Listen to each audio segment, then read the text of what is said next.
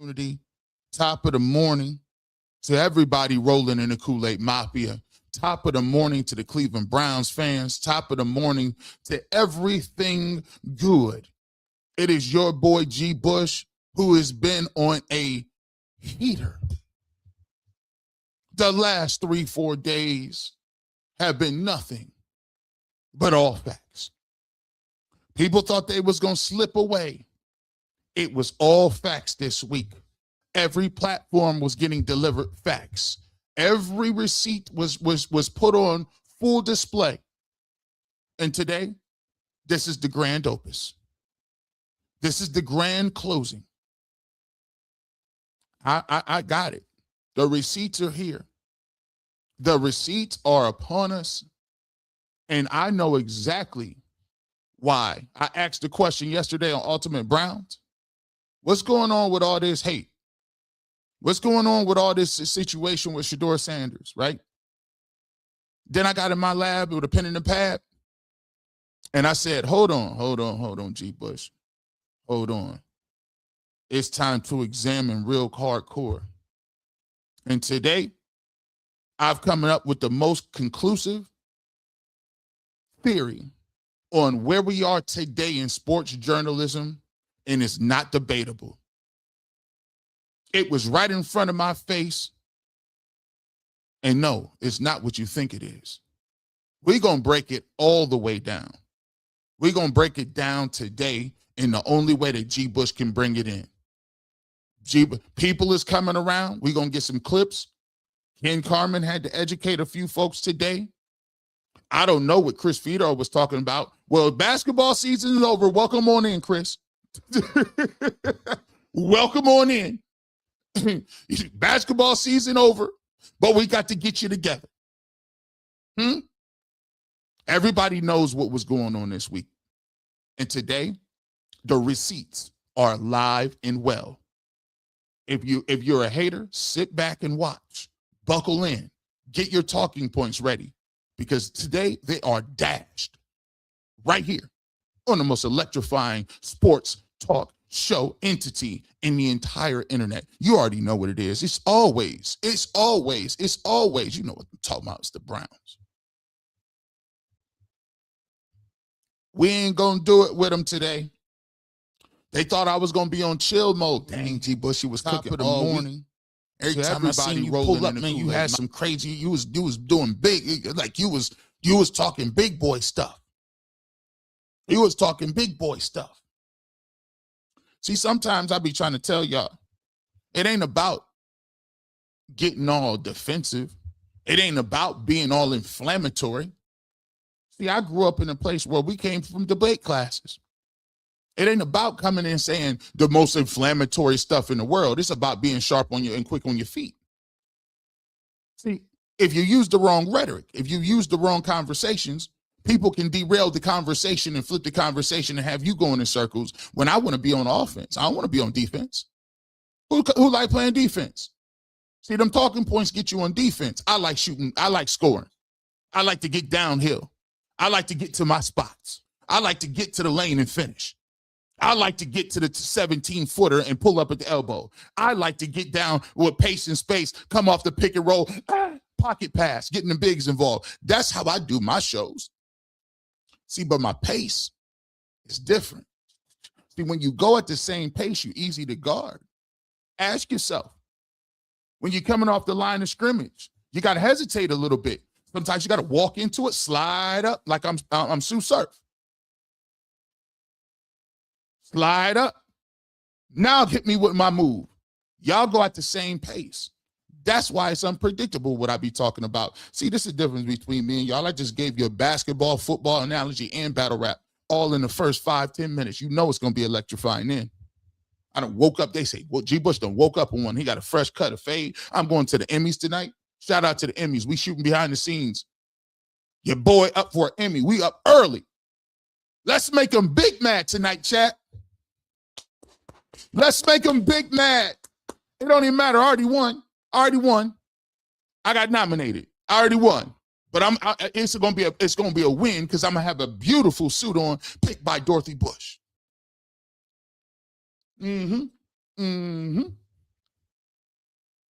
Let's talk about it. I don't want to waste too much time. I'm going to get right to it. 687 people in here. Hit that like button. I'm going to break this down. If you didn't catch what I was bringing up, let's show what I said. If you didn't know what was going on, and everybody may have missed it on UCSS, let's show you what the conversation looked like. I was on there with Adam the Bull, Jason Lloyd, Zach Jackson, Mikey McNuggets, and they called me and asked me, what's up with these trades? Well, let's revisit it and see what happened. Now we're talking about Shedeur Sanders and the alleged trade rumors. G. Bush is going to join us for this conversation as well. Is he with us? G is with us. Yeah, what's up, G? How you doing? First time I think he's ever called in as a guest of UCSS, but he wasn't here on Tuesday when we talked about the first round of Shedeur trade rumors. And we figured if we're going to be talking Shedeur trade rumors involving the Browns quarterback, we got to have our man G. Bush in the building. What up, G? Hey, man, y'all got to step y'all energy up, bro. Y'all looking real sad, bro. It's a funeral. What's going on today, bro? Your energy is low. Y'all sitting around looking. Okay, y'all good? Y'all all right, fellas? We're waiting for you to help pick up the energy here. Yeah, there we go. We got the energy back in the building. Right. Let's ride. What we talking about? Let's get into it. Yeah, so earlier this week. Yeah, go ahead. There was reports, rumors, whatever, that the Browns may be listening to trade rumors for Shedeur Sanders. Then yesterday, Jeremy Fowler of ESPN had this to say about the Browns quarterback. Quote, the Shedeur Sanders factor where, if he doesn't get the job, is he the right backup for your team? I don't know the answer to that. Maybe he is, and he is a young player, so he's got some time. I still go back to he was a 5th-round pick. I think if Shedeur were... Let's stop it right there so we can go ahead and get this squared away. Where you were picked has nothing to do with what you are today. Where you were picked has nothing to do where you are today.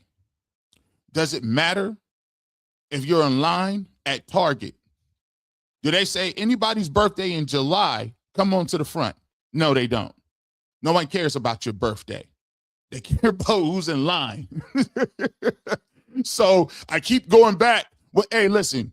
Let me just tell y'all, when somebody say 5th-round pick, just go ahead and say they don't watch games or film. Just say they didn't watch nothing. Here we go. Continue on. To lose the job, it would be interesting to see how he handles that. And if the Browns feel like maybe there's some tension there, maybe they do facilitate a trade. Maybe there's some tension there. What in his past said anything about tension? Fabrication. Continue. Mary Kay, in her column yesterday, had this to say about the possibility of the Browns listening to trade rumors and trade calls for Shedeur Sanders. Mary Kay said, quote, sources say nothing has changed in the Browns quarterback competition since the end of minicamp when Coach Monken declined to set his depth chart and revealed that he'll carry the two-way competition between Sanders and Watson into training camp. Teams might be asking about Sanders when talking to the Browns about other players, but they're not actively shopping their 2025 5th-round pick and aren't soliciting trade offers. Again, that could change later in the summer if Watson wins the job, but the two-way battle is set to resume July 29th. Gee, when you see both of these reports in conjunction with what we saw earlier this week, what do you make of all the hoopla surrounding Shedeur Sanders and possible trade calls for the Browns' second-year quarterback? Well, I don't really quite understand it because, from everything that we keep talking about, Todd Monken has been on record saying that he likes what Shedeur Sanders has done at camp. Andrew Berry's been on record saying that he likes his progression. He even actually went ahead and said he's a naturally a passer when it comes to his accuracy. He's naturally accurate passer. His quarterback coach has said, hey, man, listen, he's come miles and it's day and night. People talked about the gap that closed between Deshaun Watson and Shedeur Sanders from the first OTAs to the end, and then actually making this thing a competition by Todd Monken saying, I want to see him in pads. So to me, I don't know exactly where it comes from, but sometimes people say they want competition, like they run it away from competition. It does you no good. Why would you trade Shedeur Sanders and you've already invested this time, energy, and effort into it? Why would you get to the camp? Why would you get to the competition and say, oh, nothing here to see?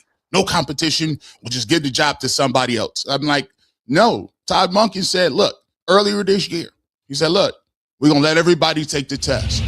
I'm not going to crown the valedictorian in high school, but I find out 3 weeks later, well, actually, the valedictorian is the only person I got a chance to take the test. We don't know actually how smart she is compared to the rest of her class. So for me, I look at it like this. It's a great opportunity for those who really want competition. We all for it, because may the best man win. Let's start with this. Let's start with this off bat. The thing I want to say to all individuals is, whether you agree with G. Bush or you don't agree with G. Bush, when I bring up what I say, I give you point by point bullet points. I give you what the coach said. I give you what the GM said. I give you what his players around the locker room say. I give you all supporting detail. I give you the reason I think so. I give it to you in a concise way where you can go from point A to point D and understand where I'm coming from. Others don't provide that. It's emotion and, oh, well, what about, nah, if I gave you, listen, if I show your work, I need people to turn these papers in. Listen, this is sponsored by TI 86.5 calculators. When you turn that math test in, show your work. Where is it at? I want you to count how many times the work has been shown. I gave you 6 or 7 works cited pages, MLA format, APA format, Chicago manuscript format. I cited my sources. I'm confused why everybody after me don't have none. I don't think anyone is saying trade him now. Because first of all, I don't think there's any market for him. I think it's if he loses. See, also when you debating, never get ruffled. That went right over my head. Where was that? Loses the job. Do you want him as the backup? That's what Fowler was saying. That's what Mary Kay was saying. What would be the problem with him being a backup? Everything that went on last year. Do you really want to relive that? Sometimes you're talking about yourself. No, do you really want to relive that?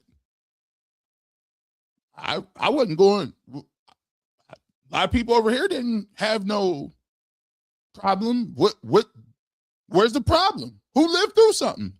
Only person that turned out for is Kevin Stefanski. Everybody else is cool. Andrew Berry got a raise. Todd Monken got a new job. Shedeur got reps. I'm confused. Well, why did it work out bad for people? So I need the names of the people who it worked out bad for. Well, that doesn't really have anything to do with him. That has to do with the noise surrounding him. But it absolutely has to do with the locker room. Show your work. What locker room? I gave you 6 people. What locker room? I gave you KC Concepcion, Denzel Boston, Quinshon Judkins. I've given you the general manager. We'll hear from his coach. We'll hear from him. What? Where are the people? That's 100% has to do with the locker room. Most people in the locker room, if you go ask his teammates, Tyson Campbell says highly great things about him. Denzel Boston, the young guys love him. I haven't heard one teammate yet come out and say, "Oh, Shedeur was a distraction last year." As a matter of fact, I just keep hearing his teammates continue to say how much of a professional he's been, how much he continues to just go in and work. And all Todd Monken says is Shedeur's a worker. He comes in and he works. Now, I think one of the things that people get misconstrued is there's a lot of action on the internet. Yeah, so Shedeur is going to be the lightning rod off the field. So when you say Shedeur Sanders, it's going to be people on the left, people on the right, and they get contentious in them comment sections. But I think them comment sections ain't got nothing to do with Todd Monken. Why is it that I can deal with the comment sections? Yeah, what is it, 1,100 people in there? All the people that's in this chat ain't agreeing with G. Bush. Why am I not spazzing out? When Dylan Gabriel was playing, did I spaz out and say, oh my God? No. There's going to be people on the opposite end of the spectrum, but hold on to that thought. Hold on to that thought. I'm going to bring that back. We're going to delve into this a little bit. Monken looks like he's ready for the comment sections. As a matter of fact, he done provided a lot of a nice little quotes and different things like that. I think we get two things conflicted. We get what is Shedeur Sanders in the building to his coaches, to his teammates, to the people in the organization, and the things that surround Shedeur Sanders in the words and comments outside of the building in the internet spectrum, which can get a little back and forth. When is the last time that a coach or teammate came out and said he's a problem, I don't like that guy? On any player in the moment. Brandon Ayuk is taking the L right now. See, I actually be watching this stuff. There's countless people that don't like Brandon Ayuk, don't like him, don't want him back on the team because he's crashing out online. And I don't know if he's crashing out so bad, people is actually talking about his mental health.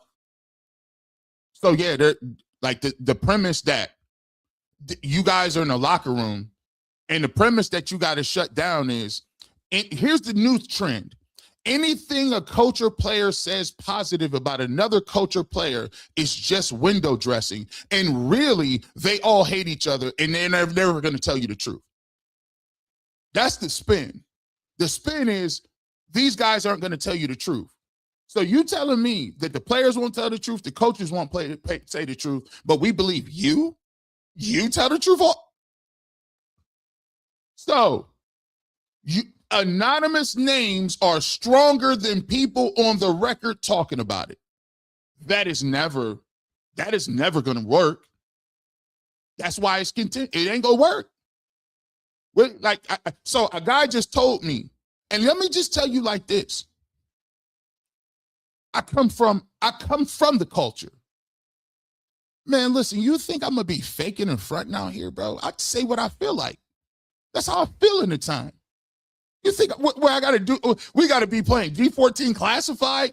So you guys, no, it don't work that way. But G. Bush keeps cooking. I got yours. Brandon Ayuk. That's the one. And is he? Have you seen?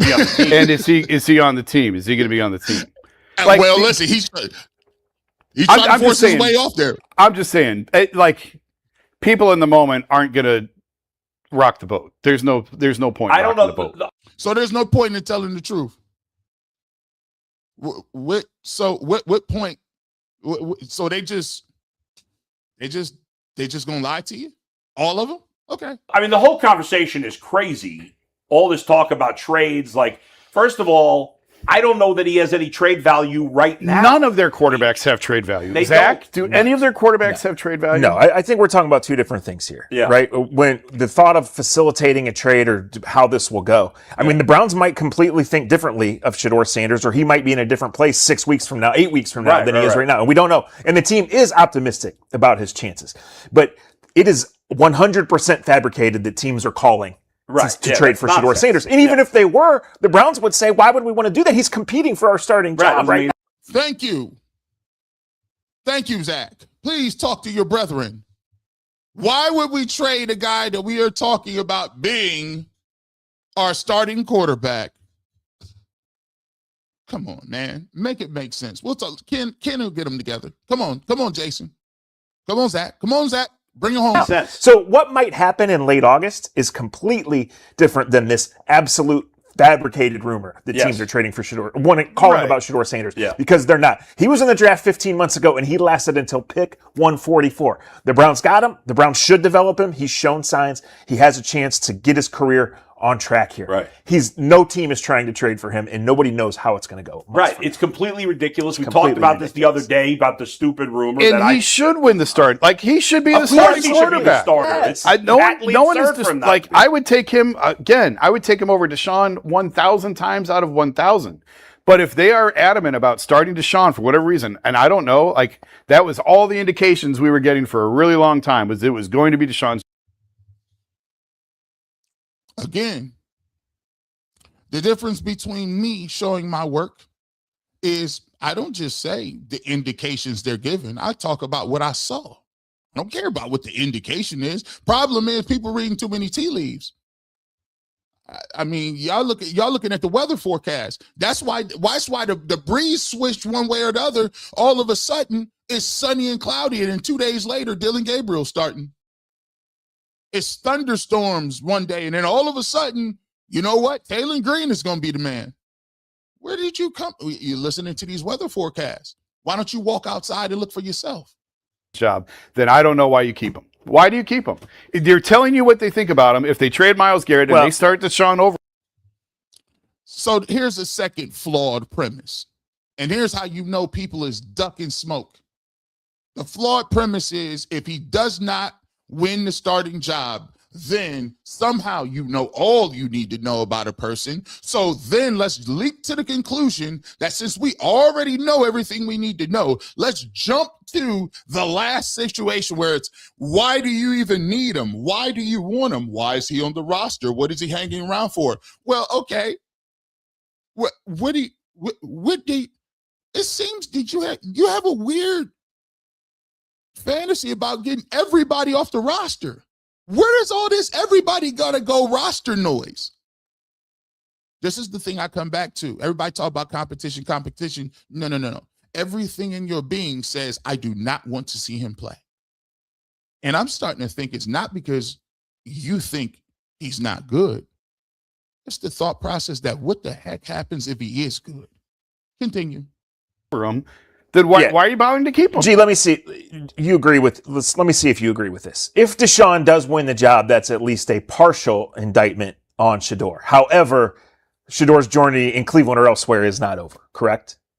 Yeah, like if he starts, and Deshaun Watson, I've said it all the time, if Deshaun Watson comes out and cooks, who has been consistent with this? Who has been consistently saying the one thing? If Deshaun Watson comes out and plays and cooks and he is head and shoulders the better quarterback, he is going to play. What do you want me to say? The proof is there. But what happens is you keep trying to set these traps as if so you're going to be like, I got you. No, you didn't get anything. I told you what I felt about it. If Deshaun Watson comes out and cooks, let's go. Okay. And guess what Shedeur Sanders will do? Be a professional, come do his job, encourage his teammates, and continue to work on his craft the same way he did for the first 8 weeks of the season when he was the fourth string quarterback, not the second. So the premise that now the second team quarterback framing, he's not good for that. No, the framing is this. He's still too close to the title for you. He's still too close. He one play away. He one slip up, one interception, one injury that he gonna be back on the football field. And the reason that you guys are doing this is because you don't want him on the football field. You advocated redshirting them last year. You advocated Dylan Gabriel playing over here. You advocated them cutting them. You advocated trading them. You wanted Brendan Sorsby. It's so painfully obvious at this point that this is the reason you're getting this level of pushback. But nobody can, and then I don't know, you get mad about it because people call you out. But then when you have an opportunity to go back on and talk about it, you double down. So people still I don't get it. It's almost like, just let me say what I want to. No, that's not the way it works now. And he's playing well and they start him. Shedeur Sanders will sit behind Deshaun Watson, wait his turn to see if Deshaun Watson, what happens with it. And when he gets his opportunity, he'll go there and play to the best of his ability. I don't think it's any different from what he did last year. He was fourth on the depth chart. We take a look at Kenny Pickett being ahead of him. Joe Flacco was ahead of him. Dylan Gabriel was ahead of him. He played last out of all those guys. And then when he got his opportunity, he had some ups, he had some downs, but he showed some promise. They give him some track record to get to the point this year where his name can be mentioned as a guy that's going to go compete. So I don't think Shedeur Sanders has shown anything in his character, anything in his rhetoric, anything in his past that says if he's going to be the backup or does not win the job, he's not going to go around and what he's going to do, flip tables over? Again, show your work. When you ask me a question, I give you A to D, supporting details, why I think about it. I close it up, hand it back to you So you can give me some more questions. And shout out to Zach for at least phrasing the question in a way where we can start a positive dialogue. I like that round of questioning. I'm all for it.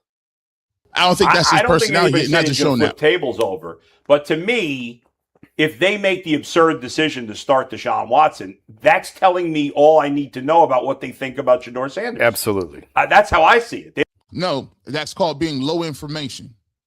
That's called being reductionist.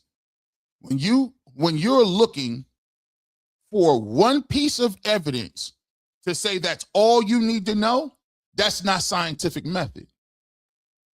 I like to have multiple points. I like to have a body of work. I want to look at the totality of things.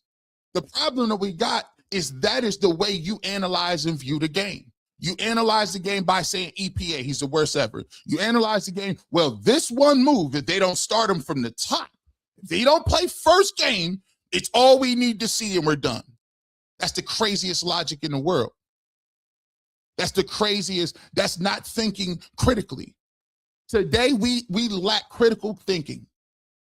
We want the easy way out, the quick way out, the give me the answer now. And the reason why it's only this way is because you're trying to get, and I've been telling you all the time, you've been trying to fast forward so they will tell you exactly who's the quarterback so you can run off and spin what you want. See, but they're a little smarter. I told you before if you watched the barbershop. What they did is they came into the offseason just the same way they got a scouting report on everybody in the league. They got a scouting report on us. They know what G. Bush's profile is. They know what everybody's profile is. And you know what they came up with a conclusion is? We're not giving them nothing. We understand what they're looking for. We ain't giving them nothing. It could be Deshaun today. It could be Shedeur tomorrow. Dylan Gabriel might even be in the mix. But we ain't going to tell you nothing. So you know what you're going to have to do? You're going to have to sit there and wait. And by the time they wait, when those pads get on, you won't even have a story to spin because the whole world would have saw it right in front of your face, right during training camp, right during the preseason games. But you've been trying to fast forward, and we just talked about it before. They need to just give Deshaun the job and just get cooking. No, stop. You don't think he's if you don't start him over Deshaun Watson, you don't think he's any good. What? There's no. I'm going to give you one little gray area on that. Okay. And Todd Monken said this, and Travis Schweitzer, the offensive coordinator, said this. They said the play we will run more than any play we call is scramble. We know Monken had success with a mobile quarterback. The only thought and the only chance that Deshaun Watson has of winning the job is if they want to put in a run first offense, a scramble first offense, a mobile quarterback offense. Right. That's the only way that he wins it. And it's totally pointless. Yeah. The Deshaun Watson sunk the ship, and he's been sunk for years. The Browns need to play Shedeur Sanders and evaluate Shedeur Sanders, but that's the way that Deshaun Watson. Let me upload this real quick. I just want to show you something. See, here's a problem. It's a real problem when people be doing that. So that would be cool, except for this. Again, y'all misconstrued. I think the cold part about this is Shedeur Sanders was actually more effective on the ground than Deshaun Watson was in 2024. This is what happens when you go on narratives and tropes. See, you don't really know who's athletic. You don't really know who's mobile. You go on what the consensus has told you. Because you go on what the consensus has told you, you leave yourself open to little blunders like this. If you really want to if you really want to talk about mobility, remember, and I brought it up later on in the interview, 7 starts in 2024. 31 rushing attempts for Deshaun Watson, 148 yards, 4 yards per attempt, 1 touchdown, 6.3 yards per scramble. Look at Shedeur Sanders with 10 less attempts, 169 yards, 8 yards per attempt, 1 rushing touchdown, 9.3 yards per scramble. Oh, and by the way, he led the Cleveland Browns in rushing down the backstretch twice. So when you keep bringing up these, it's a stereotypical conversation. But then again, this is available for you. All you got to do is look for it. All you got to do is search it out. But no, you want somebody to tell you. If the Browns don't start him, all I need to know is, Continue. All right. Yeah, I guess. I don't think it's I don't think it's all or nothing hypothesis. I think that if Deshaun Watson is further ahead and he's better today, does not preclude Shedeur Sanders from still continuing on his journey, still continue to be in Todd Monken's offense and getting better. If he's been getting better from the point he was last year, and they say it's night and day, why would you then not think with more time and more resources and more time to sit and watch? Why wouldn't you believe that he can still take leaps and bounds and still continue to get better? That's part of what being a young player is. Because, if he's being honest about Shedeur improving. Here's the point. You see the premise? Basically, what you're setting up is you're saying that when people are saying things about Shedeur Sanders, when people are saying positive things about Shedeur Sanders, you're setting up and putting doubt in that they're not being honest about that. They don't really mean that. They don't really, they can't say anything. Nobody would ever come out and say, bad things. What are you saying? You're already planting the nugget that you don't believe what the head coach is telling you about the progression of the quarterback. You don't believe what his teammates say. That is a very slippery slope. Because after you start saying, I just don't believe it because it don't fit my narrative, even though there's multiple examples, you start running around talking about the earth is flat because it's inconvenient to what your take is. You start running around talking about the moon landing because when you are able to dismiss things that are right in front of your face, but elevate things that there's not a name attached to it or a face attached to it or a person attached to it, it's vague. The locker room issues. Which is stronger? Locker room issue hearsay from people we don't know or what Todd Monken just told you in a press conference? Slippery. Then Shedeur should play. Deshaun Watson better from the point he was last year, and they say it's night and day. Why would you then not think with more time and more resources and more time to sit and watch? Why wouldn't you believe that he can still take leaps and bounds and still continue to get better? That's part of what being a young player is. Because, if he's being honest about Shedeur improving. If he's being honest about Shedeur, you see the litany test? See, this is the way it works. See, I break down communication for a living. They put litany test up. This is why when you got a debate, this is why you got a debate. You got to understand what people are saying. If he's being honest about Shedeur. So he's saying that Todd Monken, a new head coach who coaches quarterbacks, he's saying, now I thought everybody else was conspiracy theorists. So everybody else that's walking up here telling you what they've seen from Shedeur Sanders, they making it up? What do you mean if he's being honest about it? I'm just asking. Just asking. Then Shedeur should play. Deshaun Watson's Deshaun Watson's been a terrible football player for 6 years. He's not been any good for 6 years. And he's not going to be here next year. Right. He looked terrible in all the offseason camps. It's problem is this. I told you what the way it's going to look like. Why do you think I'm calm? Why do you think I'm looking like I'm good? Because I told you what this was from get-go. The problem is they don't like Shedeur Sanders. They do not like Deshaun Watson. And they are sitting here forced to pick between one. That's where you see the uncomfortable nature of it. It's because every time they move too far to the left, it's reminded, dang, I'm actually right. I'm picking Shedeur. Let me jump on the Watson bandwagon. Then they get close enough to Deshaun Watson. Dang it. I don't like him neither. I don't like none of them. I got to go back to the middle. But guess what? They took Dylan Gabriel off the table. They only said it was a two-man competition. And that's the reason you still, as early as last week, was trying to get Sorsby in here or any other replacement. We'll talk about that coming up. But we had to, yeah. just crazy. To me, there's no reason to play Deshaun Watson. It's just nuts at this point. That is the reason you have a competition. Because right now, what we're talking about is everybody's headcanon. Everybody thinks about this person or thinks about Deshaun or thinks about Shedeur. The great way to find out about these things in terms of a football player is actually putting pads on them, sending them out against an opponent, and then actually seeing how they do.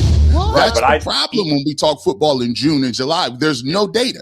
So what we want to do, the football people, we like data. I want to see Deshaun Watson in preseason. I want to see Shedeur Sanders in preseason. And guess who else wants to see it?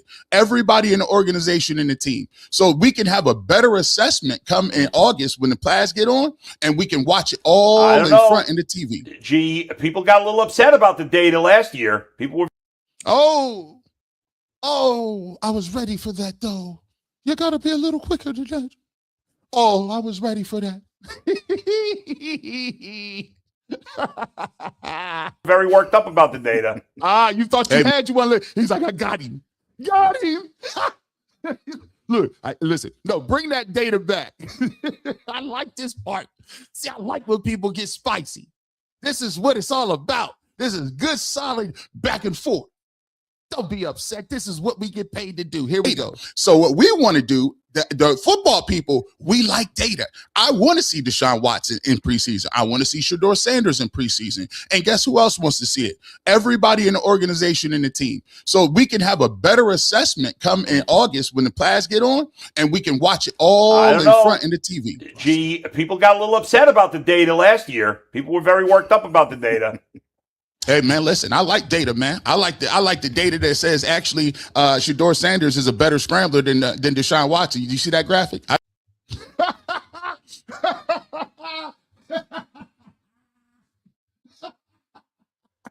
What? That wasn't it. Oh, did nobody supposed to say that? Where did that come from?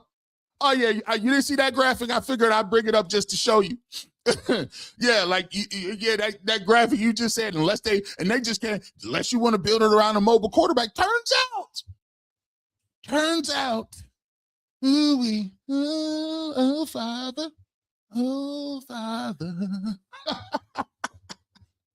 continue. That graphic, yeah, yards per carry, scramble yards. I also like the graphic that Shedeur said.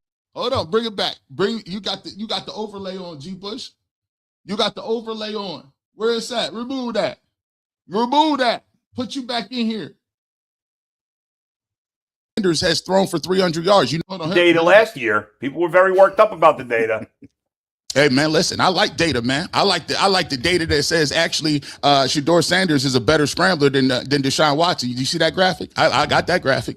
Yeah, yards per carry, scramble yards. I also like the graphic that Shedeur Sanders has thrown for 300 yards. You know who has not in the Browns jersey? Deshaun Watson. I like numbers. Because if Deshaun Watson is terrible with football. I'm just saying. I only can get a number. I can.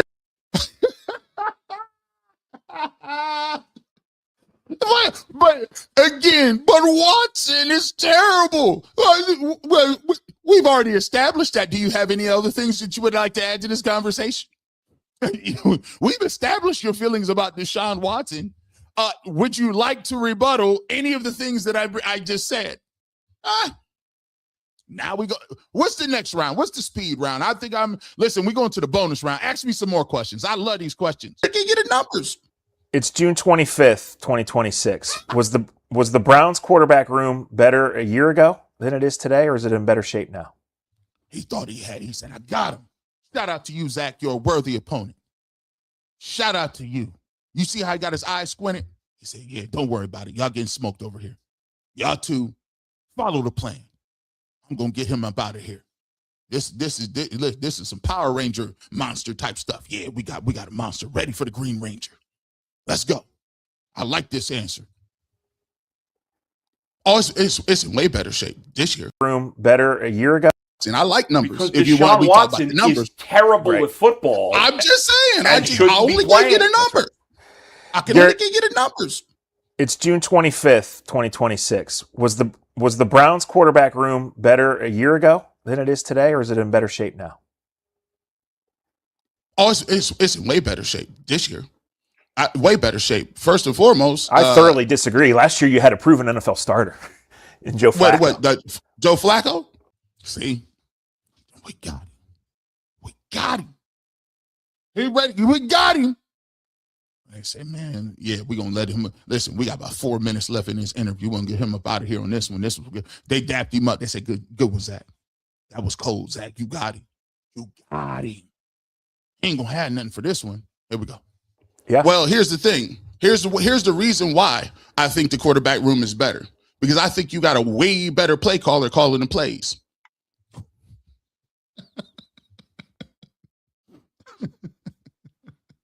Yeah, the whole quarterback room was trash because your peoples was in there, nasty work. What else was different, G. Bush? What else was different? You look at what Joe Flacco was here. He was a starter and he struggled. They benched him, and then he went to Cincinnati and threw for like 600 in the first day. On Monday night, they cut Joe Flacco, traded him to the Bengals. He came out in the all-white Power Ranger outfit for the Bengals. And guess what? Threw for 500 yards with no reps. See how funny that reps thing is? How could Joe Flacco throw for 400 with no reps? And guess what? A few days later, Shedeur throws for 300 or 400 with no reps. Seems like Kevin Stefanski was giving the wrong person reps. These dudes. I said, dang, it's like that? Hey, look, I'm just saying, I look at it like this. Dillon Gabriel got to play 6 games. So if Dillon Gabriel was a starter at some point, and now Dillon Gabriel is now the 3rd quarterback fighting to be the 4th quarterback, that would mean that the new coaching staff believes that those guys ahead of him are better than him. Therefore, it would make it seem like the quarterback room is better.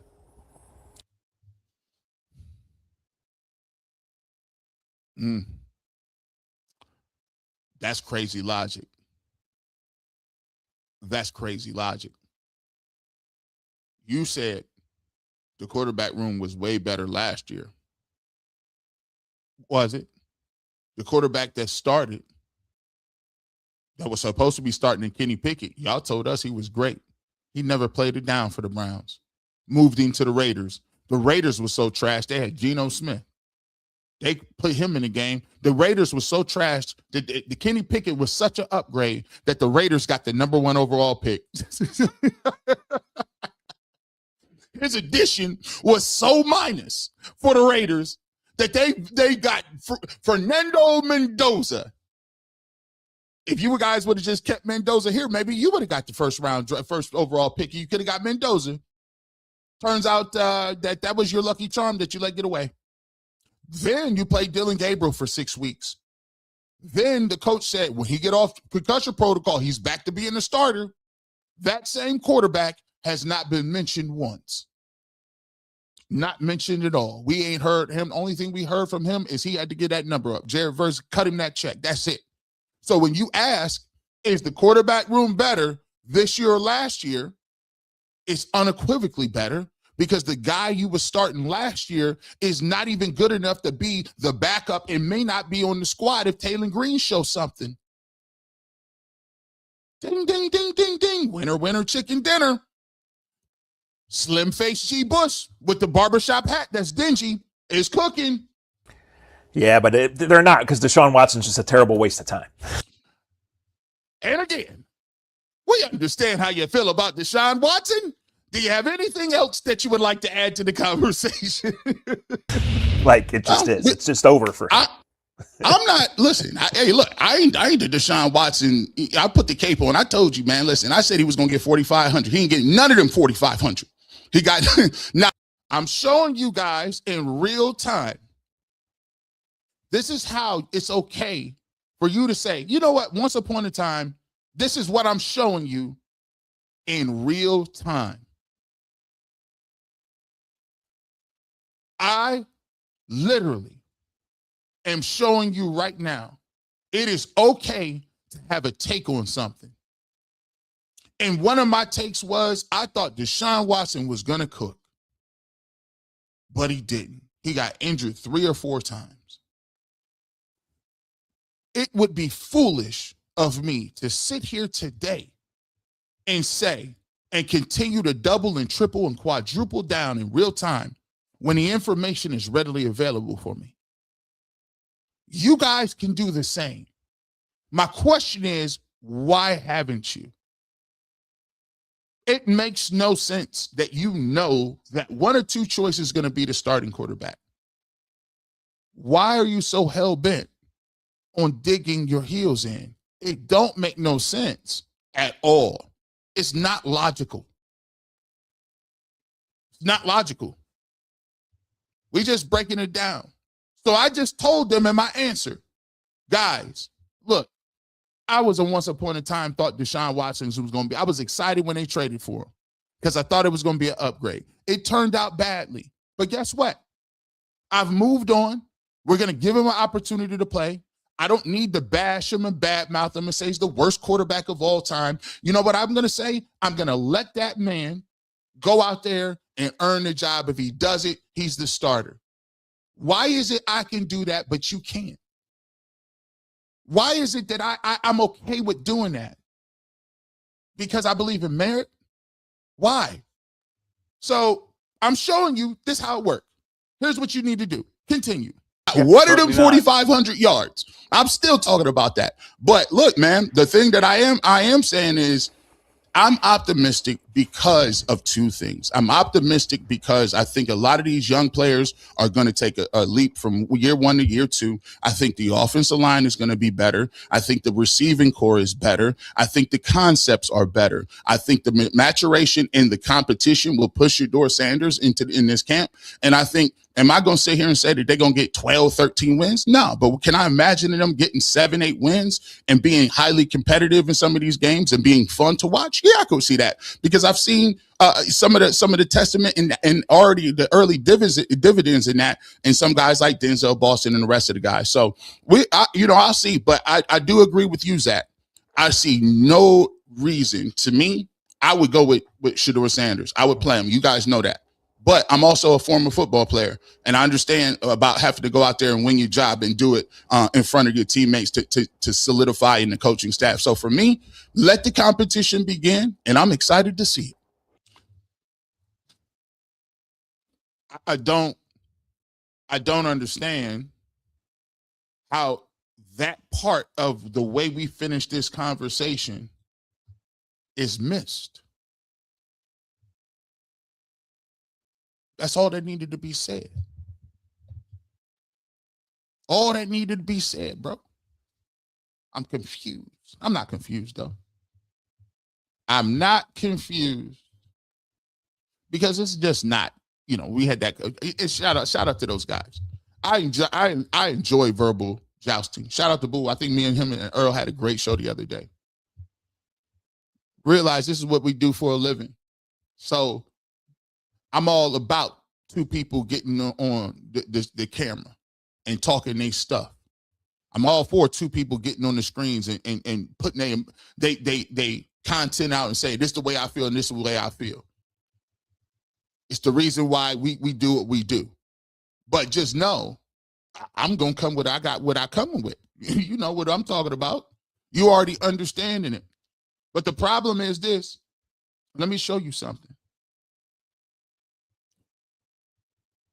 The problem, guys, boys and girls, it's not about Shedeur Sanders. It's just not. It's about the levels of, and Ken points this out. There's a difference between the guys who think Shedeur can't play and the guys that got this little undertone saltiness. We're going to explain the latter. But first, we got to get to this. Y'all going to leave Coach Monken alone. Losses. And after Myles Garrett, you just have to go above Vegas wins and losses. And after Myles Garrett, it's at 5.5 wins. You were a 5-win team last year. And that was with, again, one of the 5 worst offenses I've ever watched. If you get to 6 wins and the offense looks competent, and I'm assuming the defense will take a slight regression, but the defense still looks like it's got a lot of promise, and you're on the precipice next next year of getting your quarterback, there's going to be real hope, real excitement going into year 2 of Todd Monken. I think you're building that bridge, but that bridge, you got to clear a couple of those things, including what Vegas thinks you can do this year. So they win 5. They come in below that mark. Todd had a bad season as a head coach, and you want him fired? I'd probably ask why they won the same amount of games this year as above Whoa. Vegas wins and losses. Whoa! What? What are you talking about? Again, the framing. He won this many games. He had a bad year. You see how quickly. This is why I be telling you about takes. Takes is not done in real times. This is premeditated. Premeditated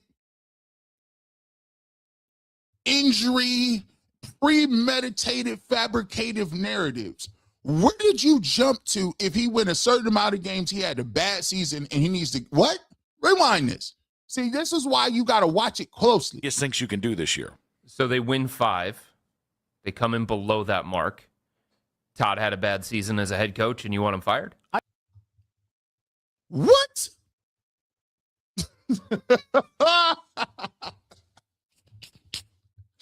Oh, boy. Oh, boy. Oh, listen. It wasn't a good week. It has not been a good week. I know basketball season is over. It ain't been a good basketball season been over. What are you talking about here? This is wild work. Open to any idea. I am open to any idea that prevents me from watching Shedeur Sanders play quarterback on Sundays. I would rather poke myself in the eyeballs repeatedly than watch him try to play quarterback at the NFL level. I think that's an insanely hot take. Thank you, Nick, for this medium of a pushback. It's mild sauce, but continue.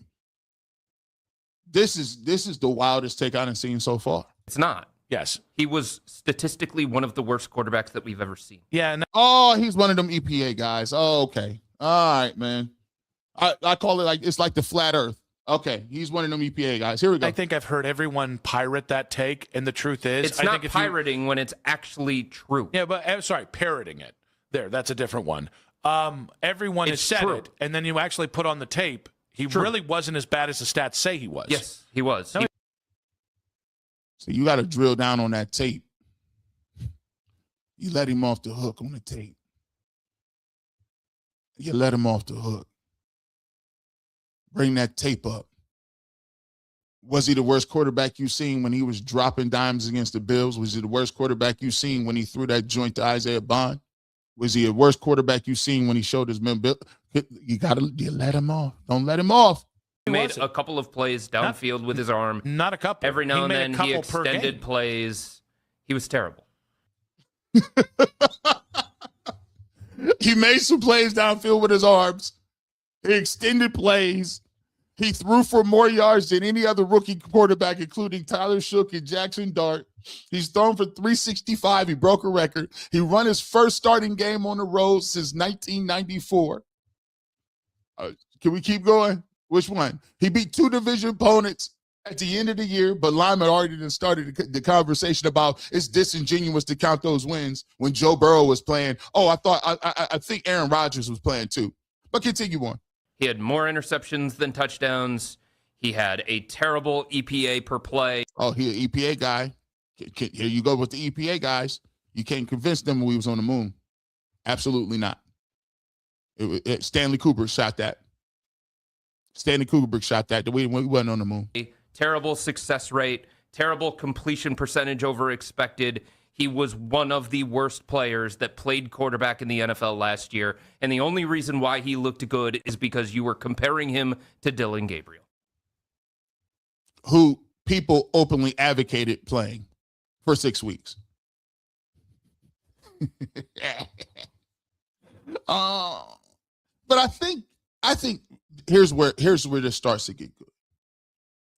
Here's where this starts to get good, and this is the part you tune in for. 2,145 people in there. Here's the part that starts to get good. Because what I'm going to show you is that when you're fighting a lie,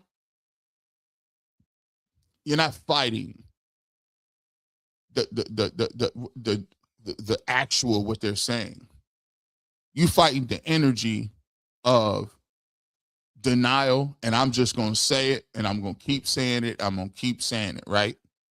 So what I always got to do is actually show you. So when you said that, I go show you the credibility of somebody else who said this. Things I'm blown away. You know, I think Shedeur has really good vision of the field.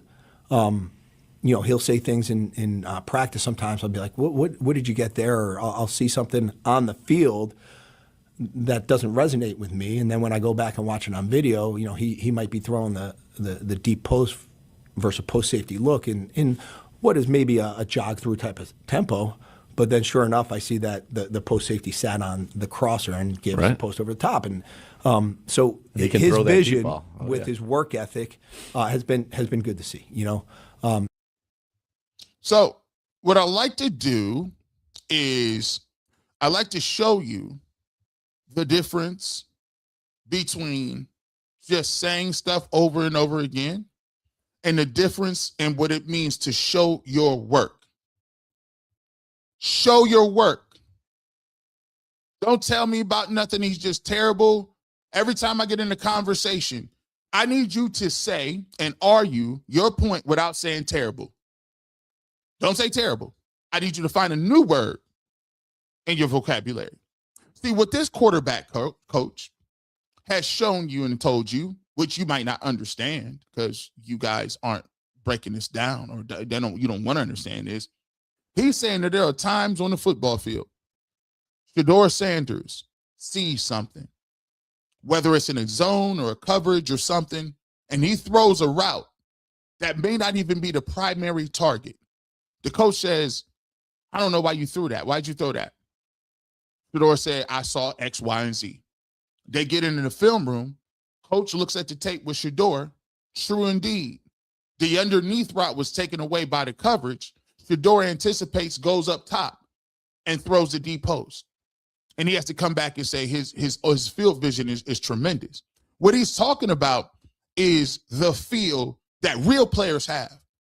There's a thing about understanding and way you looking at something in practice, but then there are people who just got it. The it factor. They ain't got it's just there. The innate ability to understand and to anticipate. The innate ability to make plays outside of what other people may see. I understand if you ain't never made no plays. I get it. I understand if you ain't never jogged and ran and tackled nobody. I can understand it. But there's always a blind spot for individuals who live in a black or white world where it's either all great or all bad. The nuance comes from the study. The nuance comes from the game. The nuance comes from the studying of the art of football. It is a beautiful science. But you guys don't understand gravity, physics, aerodynamics, none of that. All you know is outcomes. We don't deal in outcomes when it comes to sports. The only thing you can do is control the methodology. Everybody knows this scientific method. You do it the same way. You do it no matter what. If you do it the same way and the methodology is correct, you don't worry about the outcomes. Because what you're worried about is the consistency and the habits. But then again, EPA wouldn't tell you that. So let me get to where Ken Carmen says something. We working on it. We getting down to it. Let me see, Ken. Talk to me, Ken. Ken Carmen blew a hole into the argument. Black Hoodie Ken. He getting tired. He getting tired of coming. He getting tired of y'all coming up on his show, bringing them lame narratives. Ken's starting to get upset. He try to protect y'all for a little bit. Ken was trying to protect you. It was cool for the ratings for a while. But as we get closer to camp, Ken ain't no fool.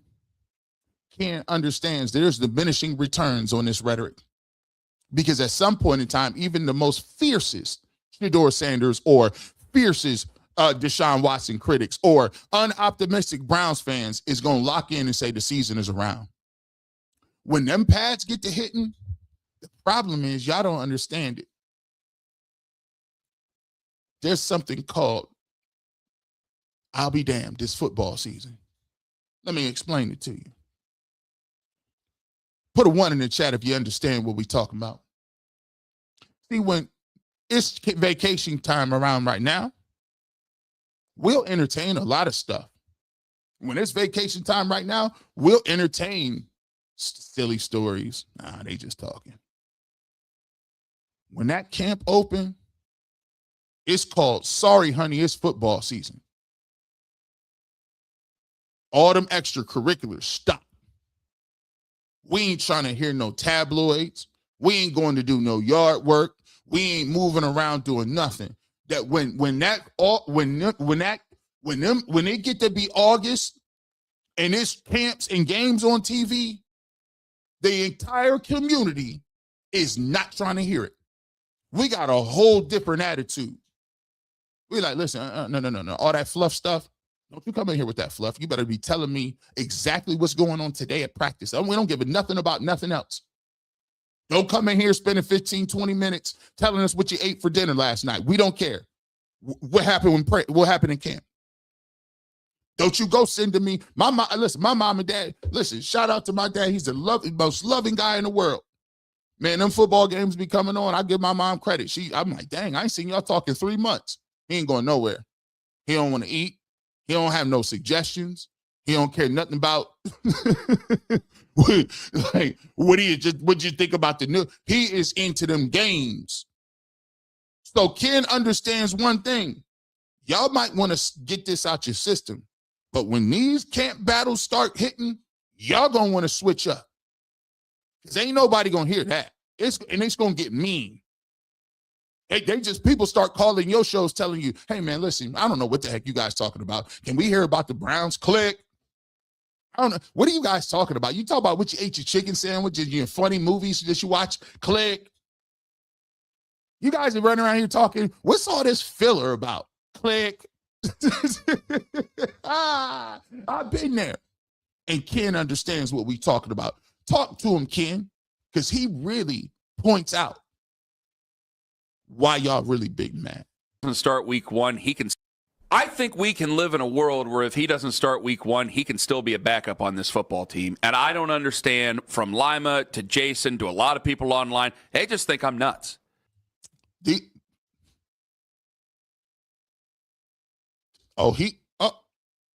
Black Hoodie Ken? Oh, you mad? He getting y'all together. Listen, I was playing along with y'all for a minute. If y'all better come up in here and talk like y'all got some sense in my house. Don't you come up here and doing that now. Now, I'd have been good to you now. I'd have been good to you. Haven't I been good to you? And you come up here spewing that. It's time out for it now. It's time out for it. Go ahead, Ken. Talk to him. I think we can live in a world where if he doesn't start week 1, he can still be a backup on this football team. And I don't understand, from Lima to Jason to a lot of people online, they just think I'm nuts. They think I'm nuts. That it's either he starts, or you have to trade him or cut him. That there's no other direction, like he can be a backup and get ready. And I'm going, what world am I living in? And I do have a very strong thing to say, but I about my co-host over the. Oh, now listen. Let me tell y'all something. I'm the peek behind the curtain. I'm the big homie, and you know what I'm saying. I work with a lot of people. It's very rare to hear somebody say stuff by name. It's very rare, them names. I'm like, dang, you didn't call it. You got names? Names? He said, I'm going to say something very strong. Go ahead. Daryl looking like, why didn't you tell me I shouldn't have said that before the show? Why didn't you tell me I was out of pocket? Thing to say, but I about my co-hosts over the last couple of days about this. But I'm going, what world am I living in that this happens all the time? Like, I don't think it's worth it to sit here and have all this, and then if he doesn't get the starting job, to cut him or trade him. I think that's insane. Well, I do think that there is a world in which Shedeur Sanders might not be on this football team at the start of the season. Okay, why? You see, when he gets to that why, remember, boys and girls, the thesis of this is sponsored by Rosetta Stone. Why? Show your work. Now watch the answer. Do you believe this work is shaky or solid? Because this didn't come out real smooth. I like the rebuttal, Ken. Why? Quickly. At the start of the season. Okay, why? How? What's the world? They do trade him. Do you believe that they're calling about Shedeur? I do. Follow-up is devastating. If you watch interviewing, that follow-up. Why are they having calls to trade him? Now you're scrambling a little bit. Run him back. Bring it back. Hey. Shoot. This football team at the start of the season. Okay, why? How? What's the world? They do trade him. Do you believe that they're calling about Shedeur? I would not be surprised if teams were inquiring. We didn't say surprised. We asked you a point-blank question. We didn't say, are you surprised? Wouldn't be surprised. Surprise is not the bar, counselor. I asked you, are they referring and calling? And I would. And it's Andrew's job to answer the phone. I don't think that Andrew Berry is shopping Shedeur Sanders. And there is a major difference there. We didn't ask for the explanation and the major difference. I asked you, counsel. Objection overruled. I asked you, please answer the question. I asked you, do you have any reports of your knowledge of anyone through your sources saying Shedeur Sanders is being actively shopped by the Cleveland Browns? Yes or no? I ain't a lawyer, but I used to watch though. I used to watch NCIS though. I stayed at a Holiday Inn Express though.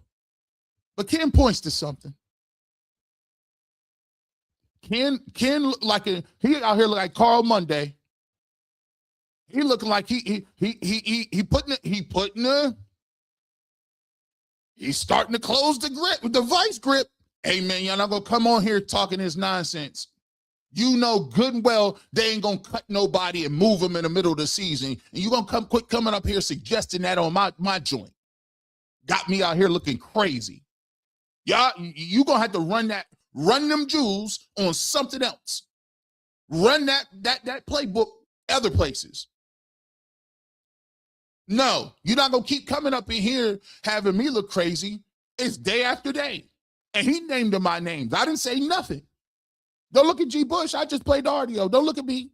Don't be mad. And by the way, we're done with the whole being mad because no one keeps telling you guys to come. You got freedom to say whatever you want. There's also freedom for people to say what they want. Don't get mad and upset when you say something, but then you're like, I don't know why everybody is on me. I don't know why. This is so annoying. Bro, it's where we are. Nobody keeps telling you to go say what you're going to say. Nobody preps you. That's your opinion. Stand on it. But what comes back is where we talk about why you're in your feelings today. Boys and girls, let's get ready to go. Your thesis is coming now. We done paid a lot of stuff. We done a lot of things, right? First and foremost, let me frame to you the problem. Where we at? let me frame to you the problem. Let me find the right one. Let me frame the right one. Let me move this. Let me just tell you something. As I get my Cliff Notes out, I hope everybody can see. Follow along. Please let the haters know that they're welcome to refute anything that I'm saying. Because other people, I'm not just being inflammatory. I'm going to give you exactly why I feel the way I do. Let's start from the top, boys and girls. I actually think this is a bigger topic.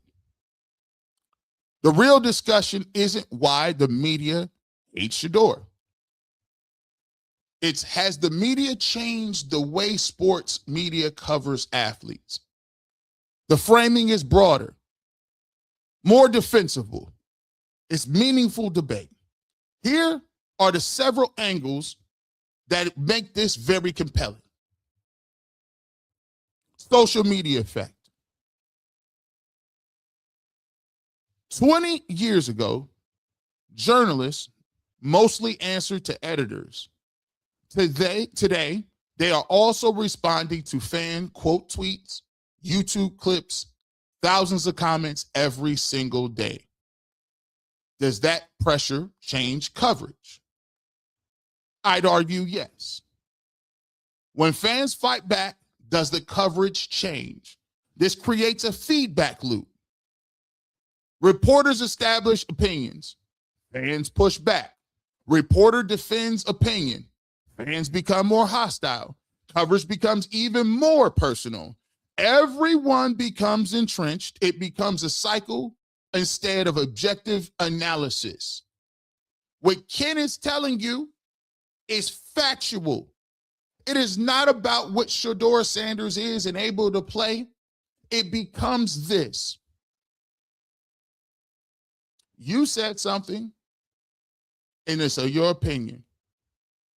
Somebody else on social media gave you their opinion. You're not used to hearing opinions. You're not used to hearing pushback. You're not used to being the person that has to go back and forth. You've been pushed and you're accustomed to being in a position of authority in the information system. So when you get pushback, it's threatening. Because in your mind, you go to, who do these people think they are? It's dangerous. It's dangerous. Here's an interesting angle. Some conversations about Coach Prime fans, Shedeur supporters, Colorado fans, and Browns Twitter, eventually the player almost becomes secondary. Fighting in the comment sections. When reporters start arguing with fans, everyone loses. Ask, should the media members even engage with fans? Or does the blur of the line between reporting and debating disappear? You see, what happens is, instead of it being Shedeur Sanders, people are bringing in all kind of other little conversations that they didn't had on Reddit, the comments section, YouTube, Twitter. Somebody done called them something they didn't like. You've been in a thread for 4 or 5 days with somebody going back and forth. It didn't get explosive. You're cursing at each other. And now when you come on the radio or you come on the television, you come on whatever you're doing and reporting, guess what? That follows you. The slant follows you because you're not arguing about whether somebody else can play. You're arguing about whether or not you agree with what somebody said with Coach Prime. Is the CU aunties delusional? Does Shedeur Sanders have cult followers? Is they entitled?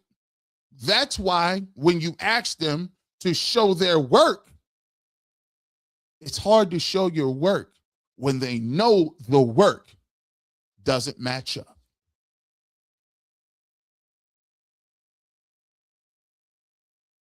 Mm-mm-mm. When you ask them why, do you think any reputable person in the media can go and say, the reason I don't like Shedeur is because I was arguing with anonymous Colorado Buffaloes supporter 36254 in the YouTube comments, and we were going back at. You think he can say that? You think he can say, I've been emotional about it because I don't like the way they framing me. I don't like the way that we going back and forth. People always talk about, I never watch my mentions. You liars. Everyone watches their mentions. Because if you didn't watch your mentions, why would you already just bring up his supporters? How do you know what his supporters is like if you don't engage with them? But we all know that's not the truth. Also, here's a big problem that we have. You have been preaching for years that players should ignore fans and the media when bad things are said about them. Years.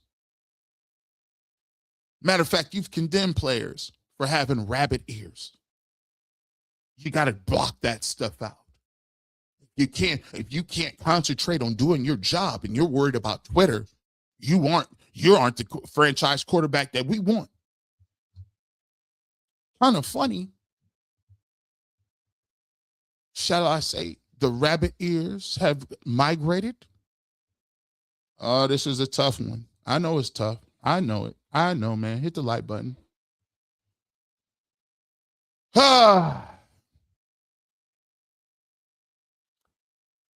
The accountability era. Social media never forgets, and neither do fans. I was going to label this section, see you aunties, but I just wanted to be fair. Years ago, a bad take disappeared. Today, fans pull receipts, old tweets, old predictions, old clips. Does that make the reporters more defensive, less objective, unwilling to change their opinions? Is confirmation bias winning? Every new piece of information gets interpreted through previous arguments. If someone has already declared Shedeur can't play, then every interception proves that right. It's kind of the same thing that we talked about. Now they're disqualifying by just saying, if Todd Monken does not start him game one, we should get rid of him. Every touchdown becomes luck. Sound familiar? 300. He made some nice throws. He threw for 365, but he's terrible. The reverse is true for fans. Nobody changes the position.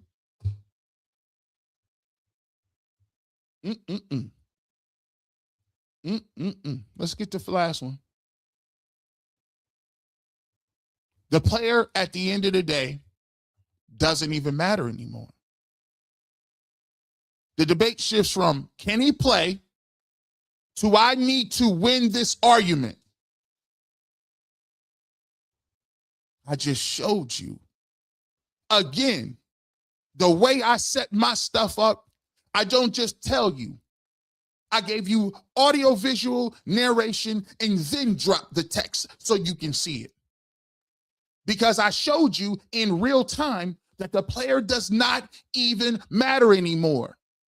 It is now shifted to I need to win this argument. Now every practice clips becomes evidence. Every rumor becomes ammunition. Talk your talk. That's it. Thesis. Boom. It's right there at the end. It's not about whether these are true rumors. This is free ammunition. I'm hearing Shedeur is getting calls for trades. I'm hearing people around the league say he can't be a starting quarterback. I'm hearing the Browns are putting picks up for Sorsby. What I'm hearing, I wouldn't be surprised if you're not sneaky. you're not that logical. Every single rumor becomes silent ammunition. Because now if I can't win the argument online with his people, I can just rile them up and get them angry and rage bait them by creating these little innuendos about what's really going on, because I get to write that. Stop. Well, guess what? The game's over. It's all over. Because now players ain't dealing with it. They ain't really dealing with it like that. And then you got people around there. Listen, like I said, I didn't create receipts. I kind of made them popular a little bit. But hey, you don't got to tell me what I'm. It's other people. It's a line full of people. Listen, you know how many independent media is out there? It's hundreds of them. They all out here creating content. And the problem with y'all is they low-key outworking you. They low-key outworking you a little bit. You know why? They're doing live streams. They're doing graphics. They're linking up with one another, creating content, creating community, supporting one another. So you can print whatever you want, but it's an army. Your one blog that you work one time a day ain't never going to hit different than 75, 80 different people out here putting in work consistently. It's the thing about it y'all don't really understand. One thing I will say is I've been on this internet more than anybody in the industry. I understand intimately how the algorithm works. And the algorithm cares nothing about your insecurities. You know what they care about? Action. And as long as they keep coming with this action, the algorithm is going to put it out there and it's going to ask the people to make the choice. I called myself the people's champ because I knew intimately that in this game, it ain't about who backing you, who said, because I said. The people choose. Every single day, they're going to suggest a video. Is it going to be yours or theirs? Just asking. Hey, listen, ain't no emotions in this thing. The game is the game, always. Let me throw this last little point up here so we can understand it, so we can delineate, so we can deliver.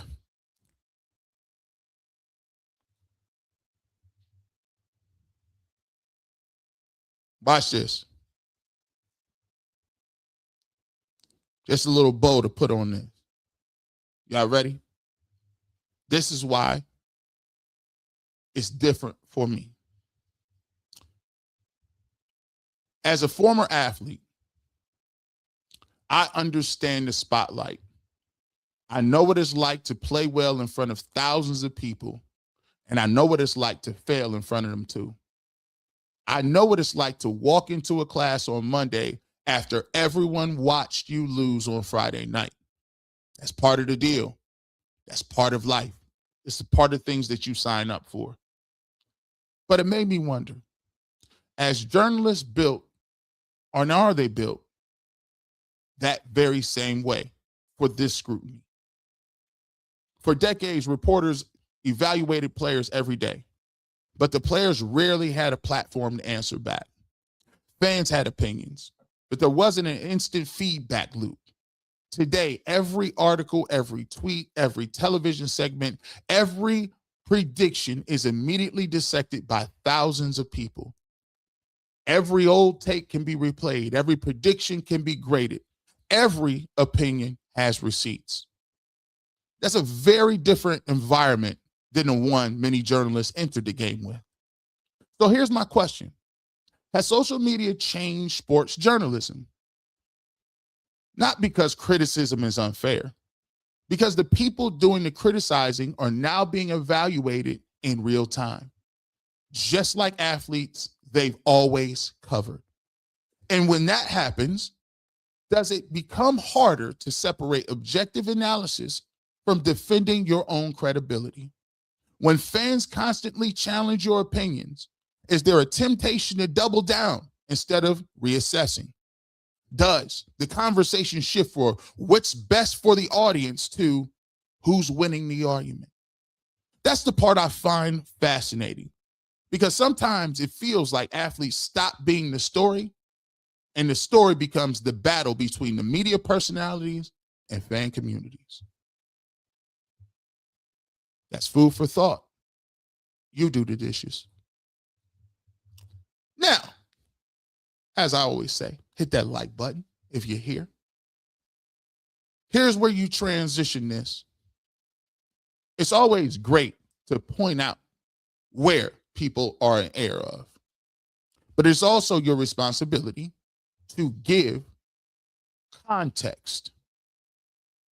But context is great, but show them the other side. Show them what we've been missing. Show them what is not being covered.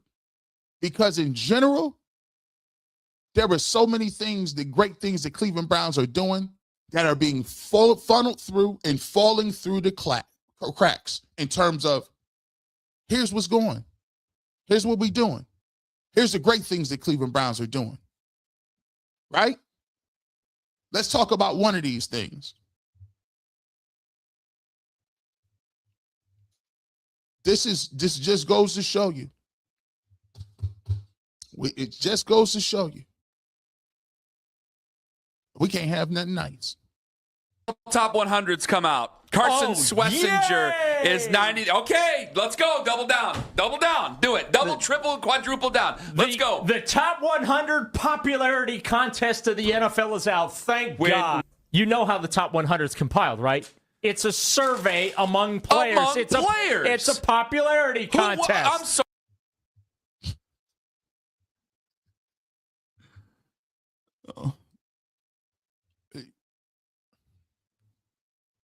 So because the press didn't pick, see what I'm saying? Because the press didn't pick the top 100 players, we're disqualifying the people who actually live, eat, breathe, sleep, and play the game for a living. We're discounting their picks now? Now the top 100 don't mean nothing. Sorry, who is more discriminating towards the players than the players? I'd probably say the media no, is pretty hard on the players.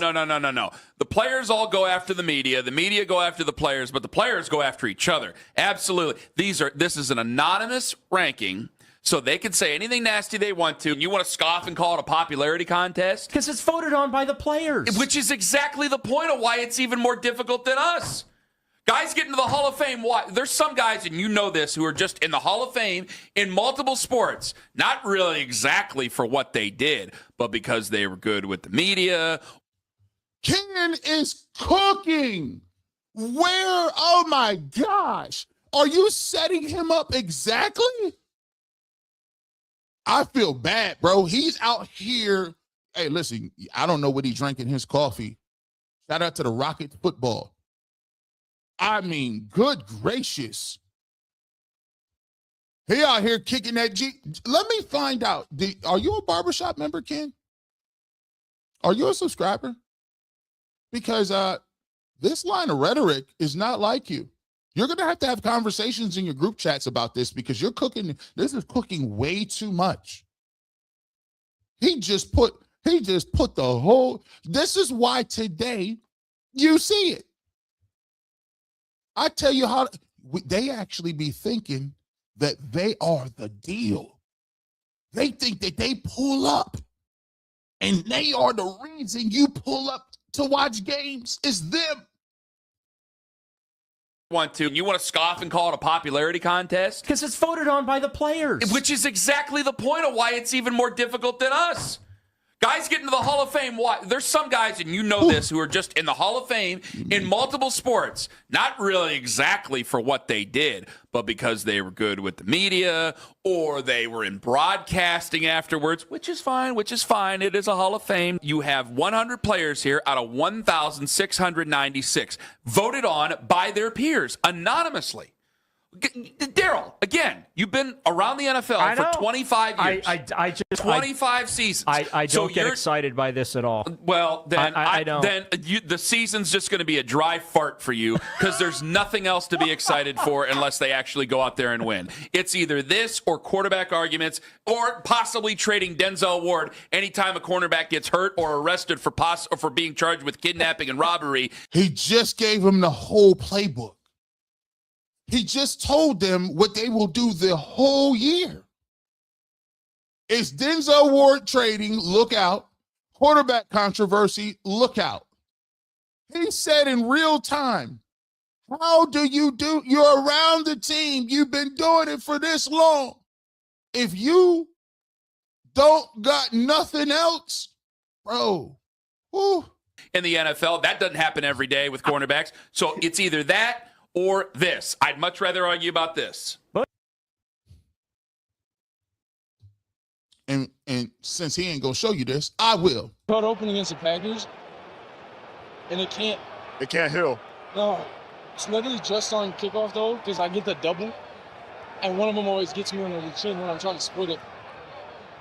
So Keep your chin down. I got run. Just let me know. Run with your chin down. It's a great honor, I think, to have the respect of people around. See, it's actually great to actually show the players, show Carson Schedeur what his personality is like, show the way he goes about the game, show what he can actually do, because we don't pull up to watch none of y'all. We really don't. You're not the story, bro. Actually, just go ahead and let Carson Schedeur cook. Around the league to be on it. Love back to throw. Chased by Joe Tryon-Troyanka. What a... Carson Schlesinger came calling. Carson Schlesinger, he was like a heat-seeking missile right into Jordan Love. His first NFL sack. Gotta go with a fellow rookie, Carson. You know what I mean? He's doing something incredible right now. That's outstanding. That's a really good play. You got the sack? We just started.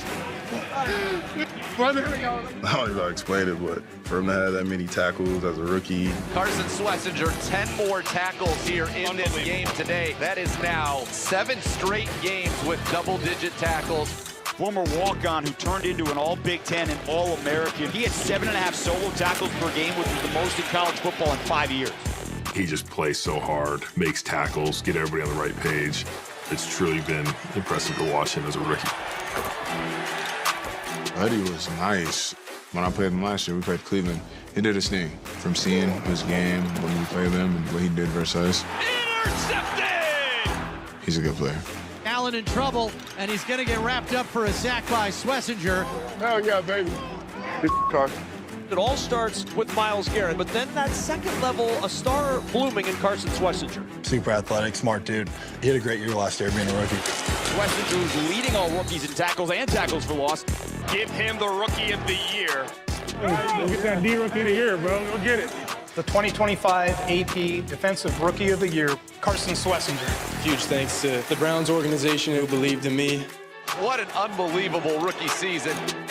You know, he's a dog. The way he plays, he pops out on tape. And, I think he's going to have a great career ahead of him for sure. That's what I'm talking about. That's what I'm being excited about. Huh? That ain't something to be excited about, people? Huh? I mean, this is why. Maybe I'm just a little old washed up football player. But for me, I get excited about stuff like that. I get excited when I see them pads hitting. The first play, tone setting. It's something different. I love talking to y'all. But there's something about the physicality of football, about imposing your will on another man. Something about going out there, understanding, I got my ass knocked out, and I got right back up, and I'm looking for the next dude so I can find him. Man, I get chills sitting there watching them plays like that. You got one of the best in the game you got one of the best dudes in your team, And imagine somebody saying, I don't get excited about that. Well, maybe they ain't in you, bro. It ain't in everybody. There's a little competitive nature that run through some of these salty old dogs. You know what I'm saying? Forgive me, I get a little excited when I get to see people out here in the Cleveland Browns uniform running through people. You got you the defensive rookie of the year. Your goal in this league is to do what? The goal in this league is to get top 100 players. And you got you one. What you mean you can't get excited about that? What you get excited about then? Maybe we're in the wrong profession. We're in the wrong. Let me tell y'all something. Let me adjust my seat real quick. It's too many people trying to look cool. Too many people trying to look cool. I don't really I don't like this topic. I don't like that topic. I'm bored. Listen, it's gonna be a dumpster fire. I don't even really like none of this. I'm not excited about this. Then they might ask you to jump up here and talk about how not exciting you are. That ain't cool. That is not cute. That is not what people is looking for.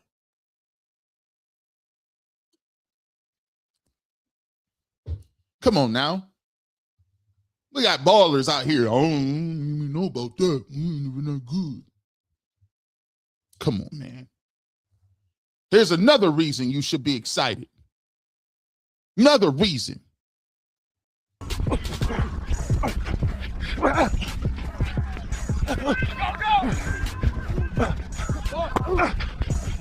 Jerry Jeudy. That's how you work back to the football. You see him working, getting back to the football. Jerry, he didn't just stand there. He's a rookie. Let me show you again, Jerry, just so you know. This is a young boy, young Denzel Boston. Look how he's working across back to the line of scrimmage, marrying this quarterback. Look how he comes back to the football. Watch the scramble drill.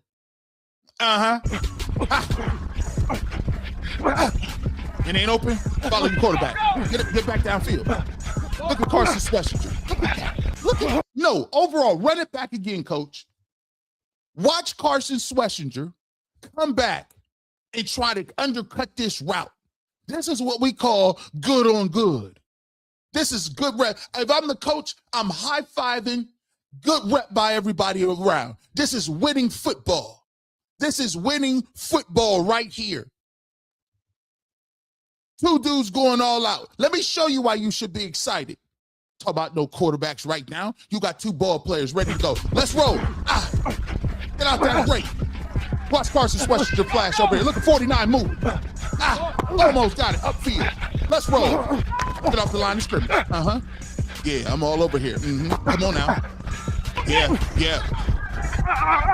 Break it down on him. Chop it down on him. Come back to the football. You see how he's coming back to the rock? He's not waiting on that rock to get to him. That's exciting because that's a young player. Come back to it. Yeah. That's called driving on the football. Come on back. You see that? These dudes don't know what they watching. I get excited. I'm just a little old football player. I don't see one reason why the Browns would be better. Looks like you ain't seen what I seen. Jared Verse. Break down. Hey, here we go. Hey, work out there. 1, 2, 3. One. Start us off right.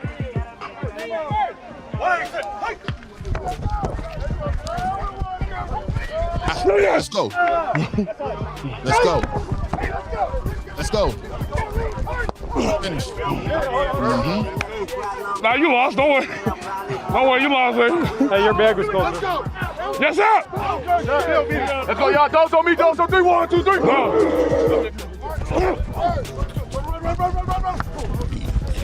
Hey. 1, 2, 3. Go. Look at this acceleration. Retrace your steps. Yeah. Yeah. Hands. Get it. Get on me. Get it. Hands. Act like it's in game. Rush them upfield, cut, and work your way inside. Okay. Hey, you see how you out here coaching these folks up? He just got off the bus, off the plane. Yeah, your hands, bro. He talking that hands. Yeah, we gonna run it like we in the game. Save your best for last. You talking about these dudes running around here talking about what they think. I'm showing the people what you should be thinking. So, hey, show me, put a 1 in the chat. Put a 1 in the chat. If what you seeing from these young dogs say anything about them laying down and winning 2 games. What about 2 games do you see in this? Run the beautiful bean footage, G. Bush. It shouldn't be Adam, it should be up. It has to change. It's a 1, 2, cut, and then go to the quarterback. We can't get tired. We ain't got that luxury, right? Hey, we can't get tired. We ain't got that luxury. These dudes out here faking and fronting. I need everybody, when you get done, I need every beat reporter, I need everybody covering the Browns to get out there. I need you to go get under 225. Matter of fact, I need you outside running sprints. Y'all got to earn it. You ain't got the time to be tired. We can't get tired, baby. Once you're able to touch him, remember, their arms longer than ours. Once you're able to touch him, and he's able to touch you, make sure your hands moving. Always keep your hands up. Hey, where we at? We over here? You getting all that today? Hell nah. Y'all earned that month off. Y'all earned that month off.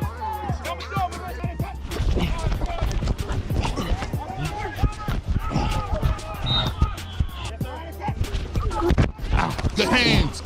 Good hands. Let's get it. We get it. I got you. We with you. Let's get it. Let's work.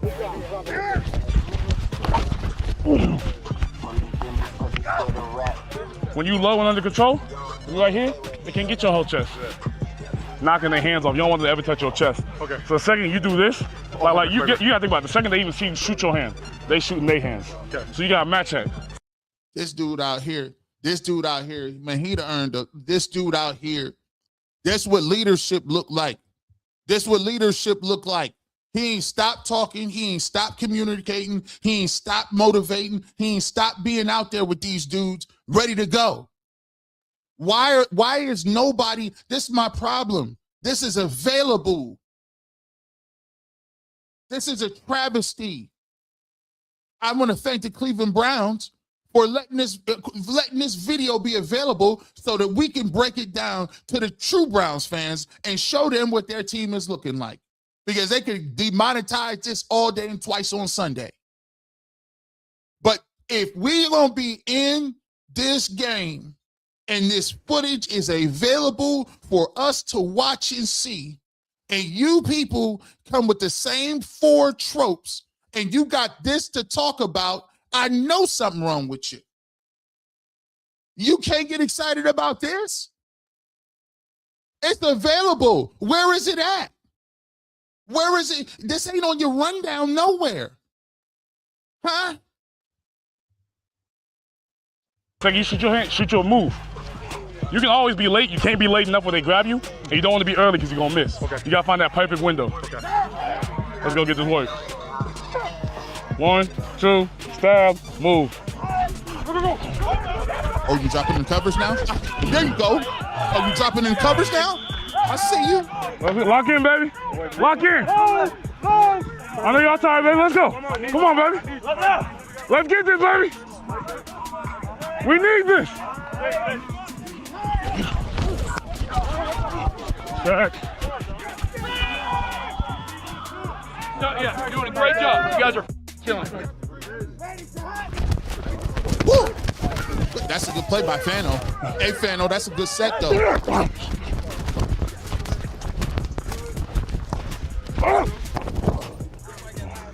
I ran out of moves. And I didn't know what to hit. Hey, I goes to the third one. I ain't want to hit double ghost. Second, I leave Florida State. Now they want to beat Florida State, wave a flag, and throw that shit in the middle of the field. Hey, we ain't do that on their field because we expected to beat them. We won with our second string quarterback. Our best running back got hurt halfway through the game, and we still beat y'all boys 24-15. I remember the score too. Hey, we got a tradition at Florida State against Miami of Florida where we beat them on their field. We take a little bit of their grass. Hey, dogs on me, dogs on 3. 1, 2, 3. Hey, man, shout out to the Cleveland Browns, courtesy of the Cleveland Browns. Great segment on Jared Verse. I love it. I love it, man. I don't even, we gonna see. They had some music in there. Rosie looked at me, dang, boy, you gonna mess around and get us demonetized playing on that stuff. See, Rosie will figure it out. We'll get it taken out, right? Rosie will figure it. We gonna get that taken out. But here's the problem. I don't care nothing about no demonetization. You know why? Because I need you to see it. I need you to understand there were some great things going on in the city of Cleveland with the young Cleveland Browns. There's young players that you should be proud of, young players that you can get excited around, young players that you can wrap your arms around, and young players that's willing and ready to get the opportunity to grow. And it's one thing to say and point out how people be lost about something. It's another thing to continue to bring receipts and then talk and combat. But sometimes you got to be on offense. Sometimes you got to stop convincing somebody. At this point in time, we've already shown you. We've already shown you what it was. You know why people is in their feelings. You know why the takes is what it is. We've already established it. We've given you notes. We've given you supporting detail. We've given you video. We've given you archives. We've given you all the above letter D and telling you why the narrative is what it is. But just like I told y'all earlier, it's getting late in the summer, boys and girls. It's getting late, and I'm just letting y'all know. The people, they're gonna be less receptive to that as the weeks goes on. As the weeks continue to roll on, people gonna be less and less receptive to the tabloids. They want to see what I just showed you. They want to know about their football team. They want to know about Jared Verse. They want to know about Spencer Fino. They want to know about Denzel Boston. They want to know think about this. Think about this. We sitting here talking about Sorsby. Where's the Mike Rutenberg interview? Ain't no Mike Rutenberg interview about what you're gonna run new. Where's the Schweitzer interview? Where's the philosophy? You got a new coach, new offensive coordinator, new quarterback coach. Where's the interviews talking about the philosophy of what they're gonna bring to the table? Where's the DeJuan Jones, Mike Hall, guys coming off injury? Where's the Cedric Tillman talking about the make or break year? We ain't got none of that. Where's the Quincy Williams interview at? Talking about what he gonna bring to the table. Rocket Sanders, is he gonna be able to take the second job, right? Is he gonna be able to evolve? Quinshawn Judkins, Todd Monken gonna use him more in the passing game? I'm just waiting for it.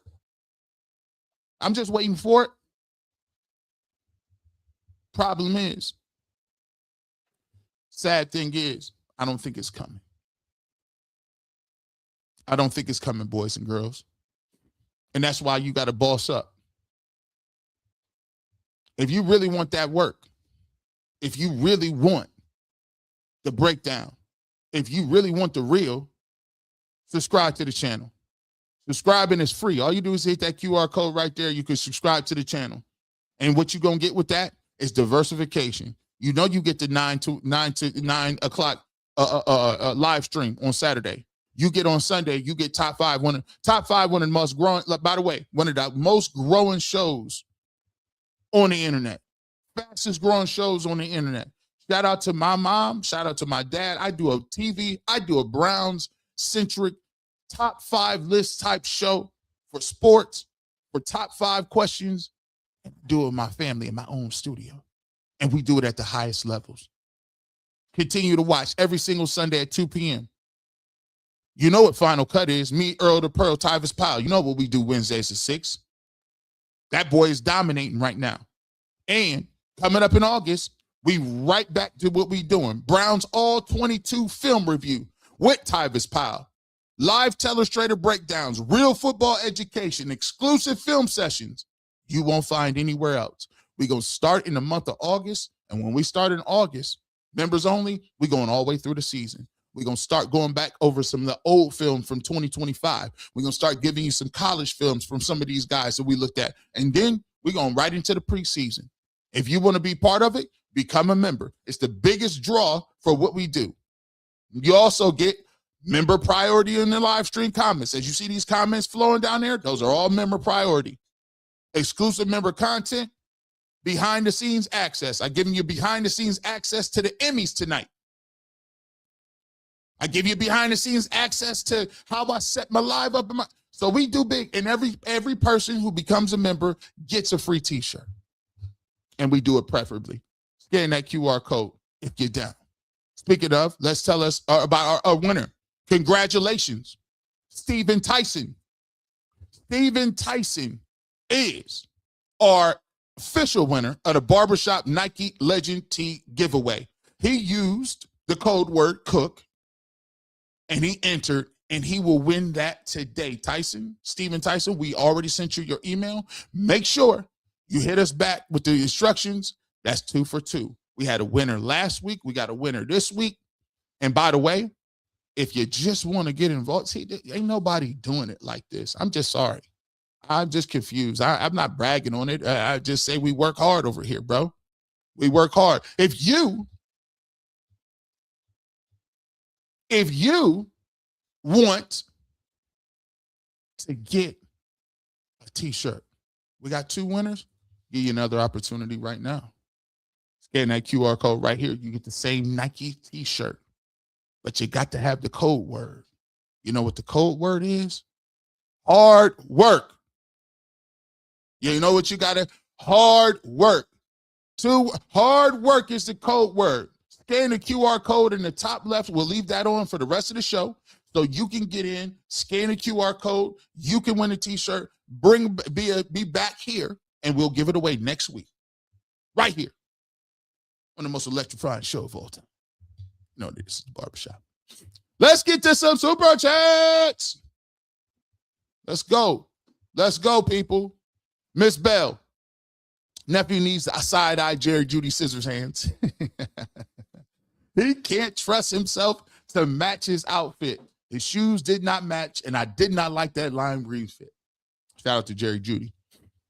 Hey, man, I hope he pulled him aside. Like, hey, listen, time to lock in. Jerry Judy's time to lock in. Babyface _10. Thank you so much for the super chat.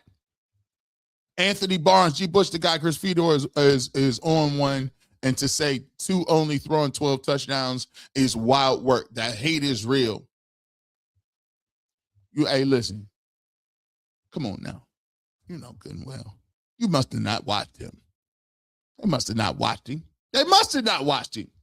Andrew the Fear says, I joke a lot, but I don't play when it comes to business. Shedeur made $17 million in merch. What you think Havs made? Buddy ain't going nowhere, period. Let me talk to you about this. You know what's kind of crazy? Let me just show you something. I actually been working on a formula, an algorithm. I'll show y'all the chart. I'll show you the chart. I've been working on it. It ain't done yet. But I'll show you what I think about in my life and when I'm outside of what I'm doing. I think about what I'm doing. Let me find the right one. So I want to make sure it's the right one.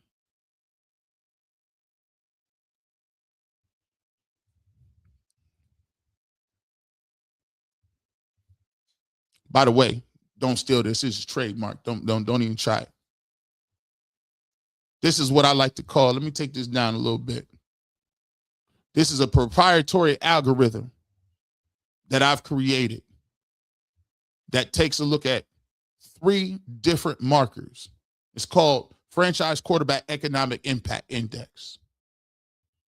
And what I'm looking at is economic ratings, the confidence that I have in said rating, and talking about historical comps based on business.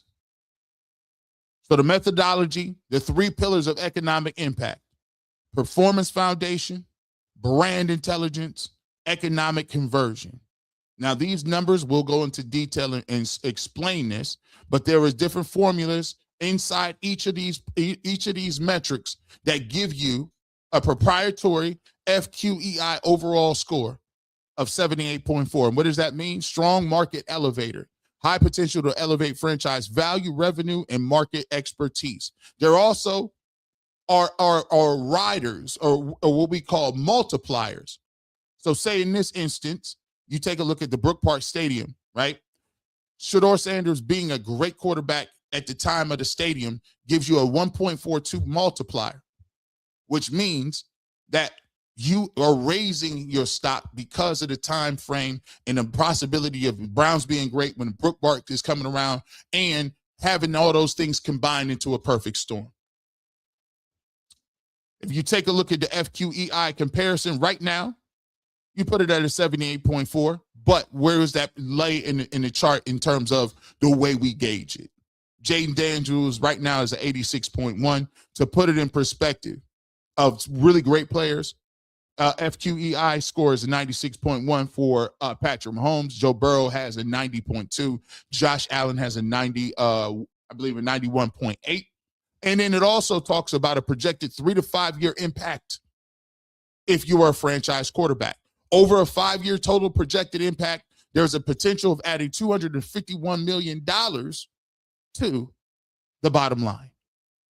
When you talk about the key economic impact drivers, you talk about national TV windows, merchandise and revenue, sponsorship value, PSL, premium seating licenses, right? Tourism, event revenue, and social media engagement. A franchise quarterback just doesn't win games. He creates demand, drives revenue, and builds a legacy that elevates the entire city.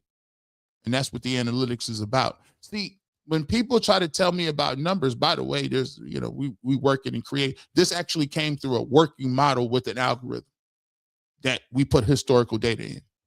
I was going to do this as just I'll throw it out there to you.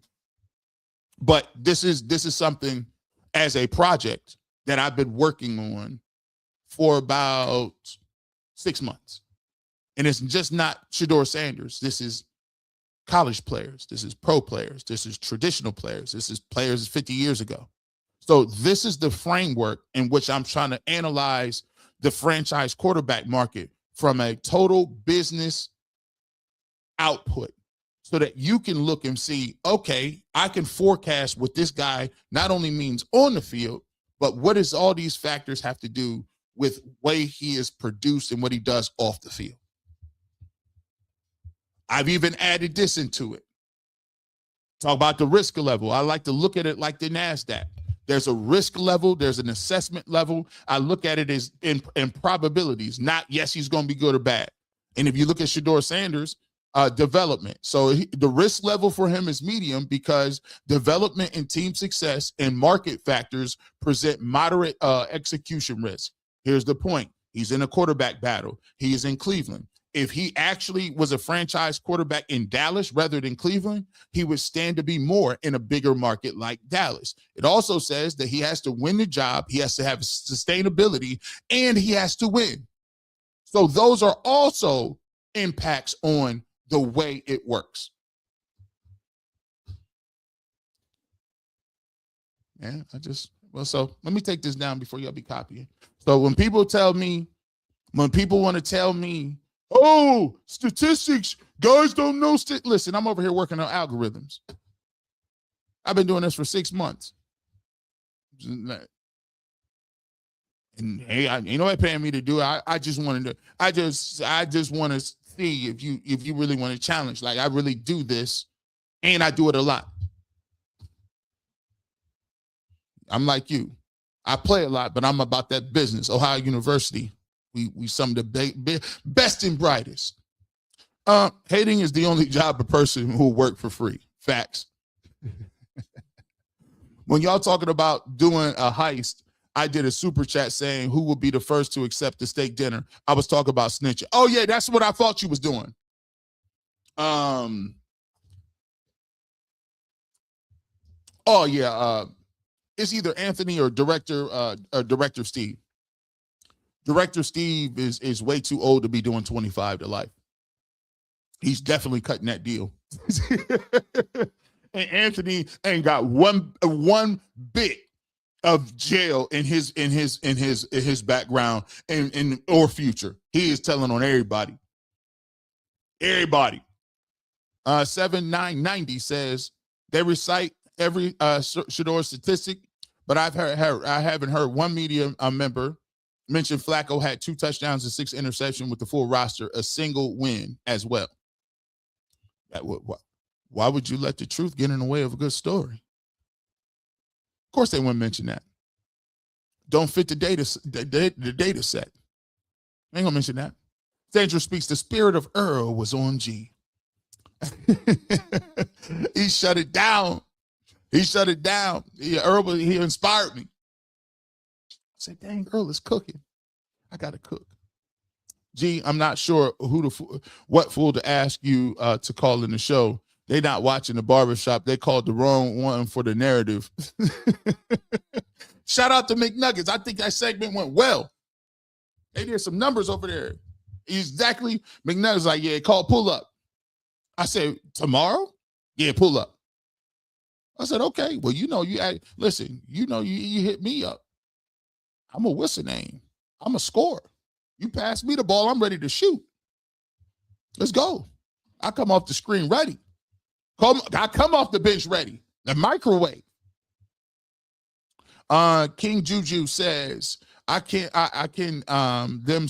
see them starting Deshaun Watson because he's making $240 million. Well, that may be, I think that may play a role in it, but I think about this. Jimmy Haslam is a billionaire.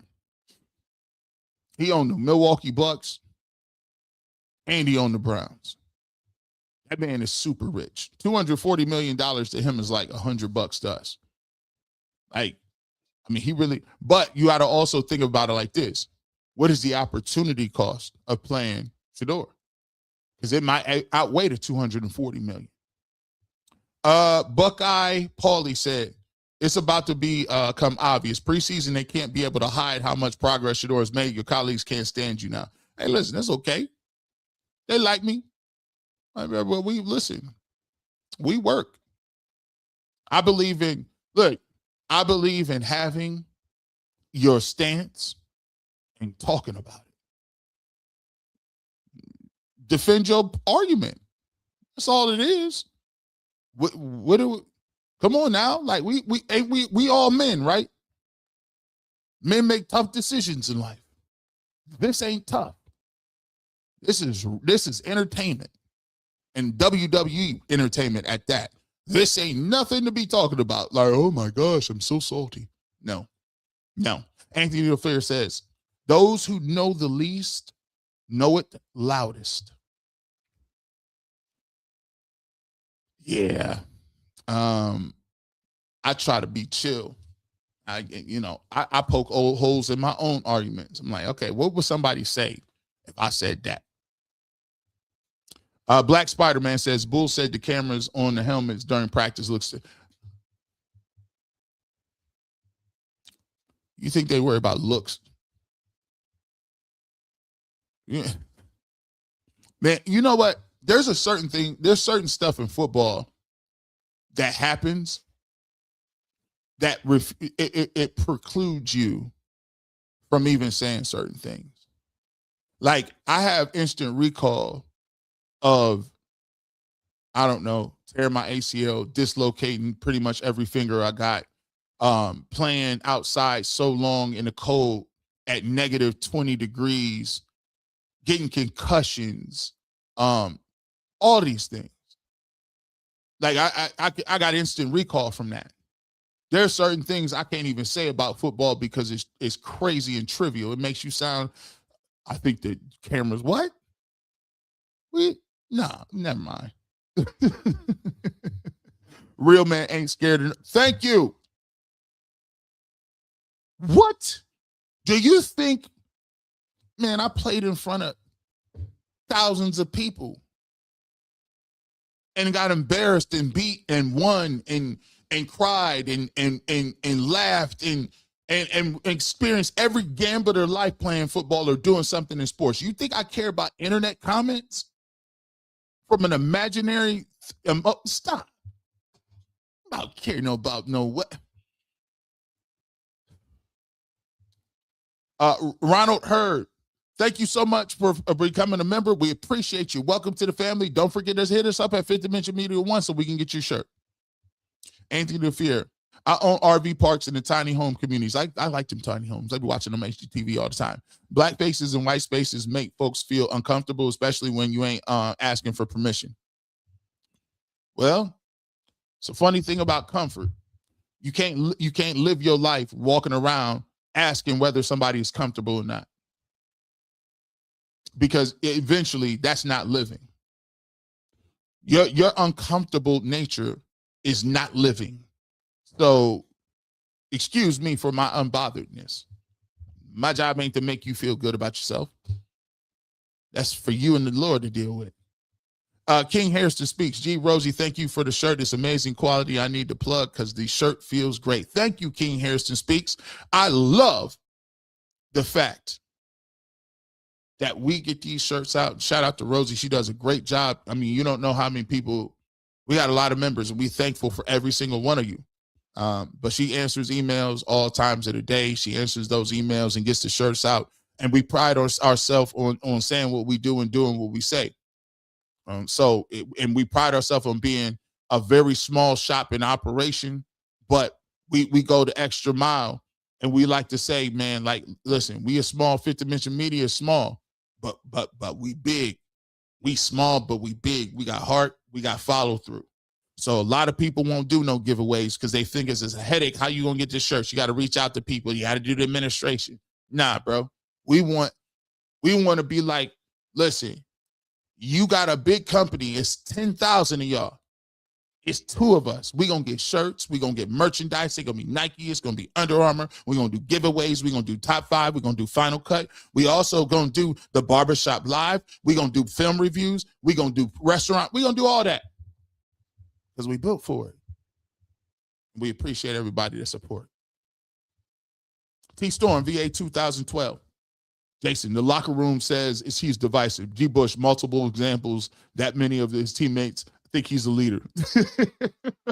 Show your work. The work needs to be shown. I'm going to tell you, that's just how I get down.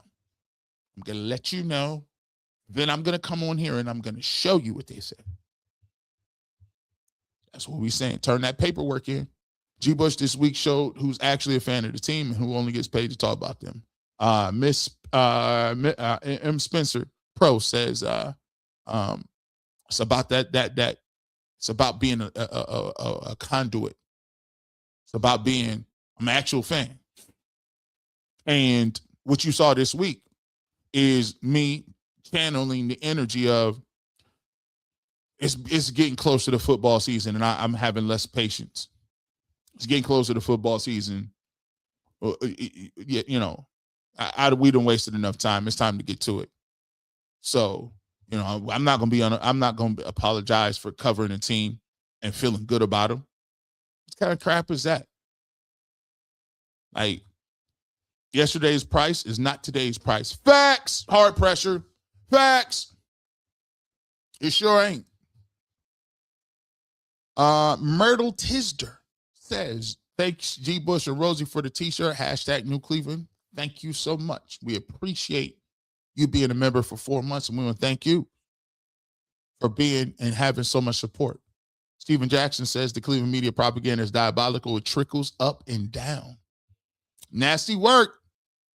Nasty work. But we got time. We got time on a Saturday. We be talking about it. We got time on a Saturday. Matthew Culpa. People won't show their work because they're scared to be called out and can't back it up. Or they really can't say. The reason I say crazy stuff about Shedeur is because I'm arguing with his fans and it's trickled down into my analysis. That's crazy work. That is wild work, man. Say it ain't so. Louis State, as bad as Watson has played here, he was a top 5 quarterback in the league. He's supposed to be head and shoulders above Shedeur. He's not. That's the story. It's not a flex that Washington starts. He's a vet.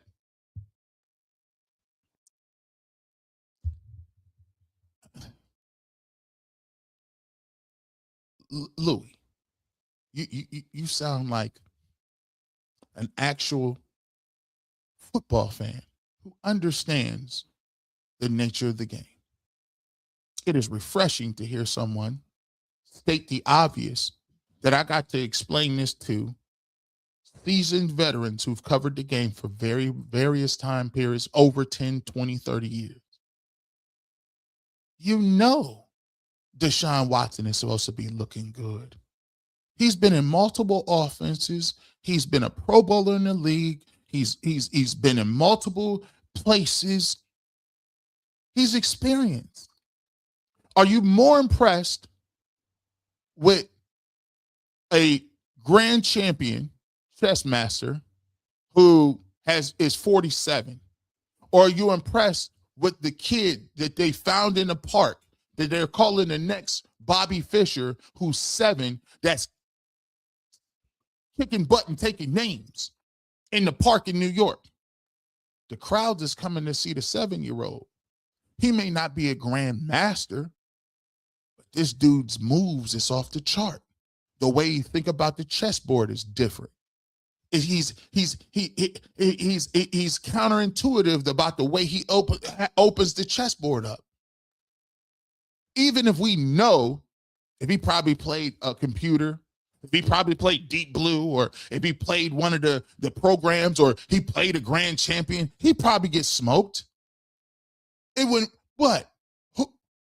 Is it more impressive that a 50-year-old grandmaster can make moves, or the 7-year-old who ain't had no training? Give me the 7-year-old. And this is why you come over here for chess analogies too.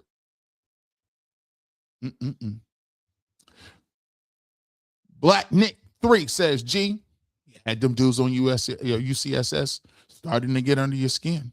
Everybody stitching. So you gave them the business. Hey, look, man, I love, you know what I like? The reason UCSS is great is where you get to see people debating full time in real time. Where you, not in that setting. Think about it. It's 3 dudes. 4, right? So it'd be on the panel. Sometimes we got 4. It's 4 dudes. Even if you're on radio, it's you and your co-host going back and forth. Where do you get to see somebody go back and forth with somebody with 3, 4 dudes? Never. Not like that. Derek Billingsley. Why do the Browns media speak like they are a better evaluator of talent than coaches who see them every day? Yeah, we explained that. Because most of them think that they're the story. When you get a chance to write and it goes unchecked, or that's just what it is, you end up with that type of thought process. But this is the reason why receipts exist. So every time you say that, I just show you what the coach says. See, this is what the coach said. Why does it not line up with what you did? It's okay. Let's talk about it. Patrick Williams, G. Bush, I'm loving how you hold these clowns' feet to the fire. Keep putting your foot on their necks. Hey, man, I don't even be doing it. They jump right in the fire, bro. They can say whatever they want to. I be looking like, man, people just keep tripling it down. Look, I mean, I got all kind of ways I could slice it. We just gonna keep it a buck, though.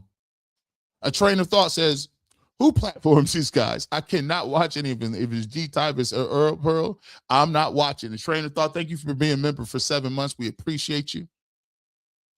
You know, I like the opposition because it gives me something to talk about. I love diversity and verbal jousting. That's what I like. Everybody is an ecosystem for everybody. It's just about which one people go out and find. It's up to the consumer to judge what they do. Stephen Jackson said, if Shedeur is ascending, then let him ascend. But you see, Stephen, see how they want to disqualify though? Oh, yeah, he doing good. Yeah. But just get him out of here. Come on, man. Just get it. You know it don't work that way, right? Black Hoodie Ken is getting y'all together, man. Y'all better start coming up there, Ken. Man, listen. Football seasons are coming. A train of thought. So a head coach and a general manager are liars, but these clowns are truth tellers. Right. I see what you're doing there. So every time they give an example, if they were being honest, you do know the opposite of honest, right? Is dishonest. You know the opposite of honesty is deception, cunning. So why are you saying the coach is being deceptive? Just asking. G. Bush, they hate that you on the panel, the vanilla panel, who keep the negative narrative about you are there to drop the hammer. Hey man, I'm over there. What I'm there to do is argue my point. The way they take it is just the way they take it. Same way they there to argue their points. When they issue their points, do you see my face contorting or moving a certain way? Absolutely not. I'll let you get your point off. I go to my point. It's up to the people who decide what it resonates. Louis State says, G, you're bobbing and weaving. Peekaboo like Tyson. Ooh, ooh, ooh. Floyd Mayweather. Sure am. Big Lee. Still don't want to admit Kevin's offense scheme was balled up homework. They be ducking that move. They be ducking that smoke. Y'all still love Kev's playbook? Y'all think that would, by the way, under no circumstances will we lose. We better not lose to the Falcons. We bet not, Big Lee.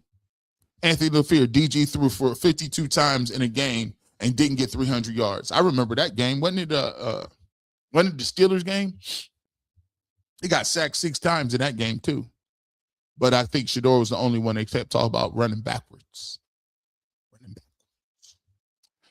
Nikki asks you, thank you for becoming a member or being a member for 6 months. We appreciate your loyalty, Nikki. G, I'm so glad they passed you in yesterday. They tried it and you got cooked live. Love the receipts.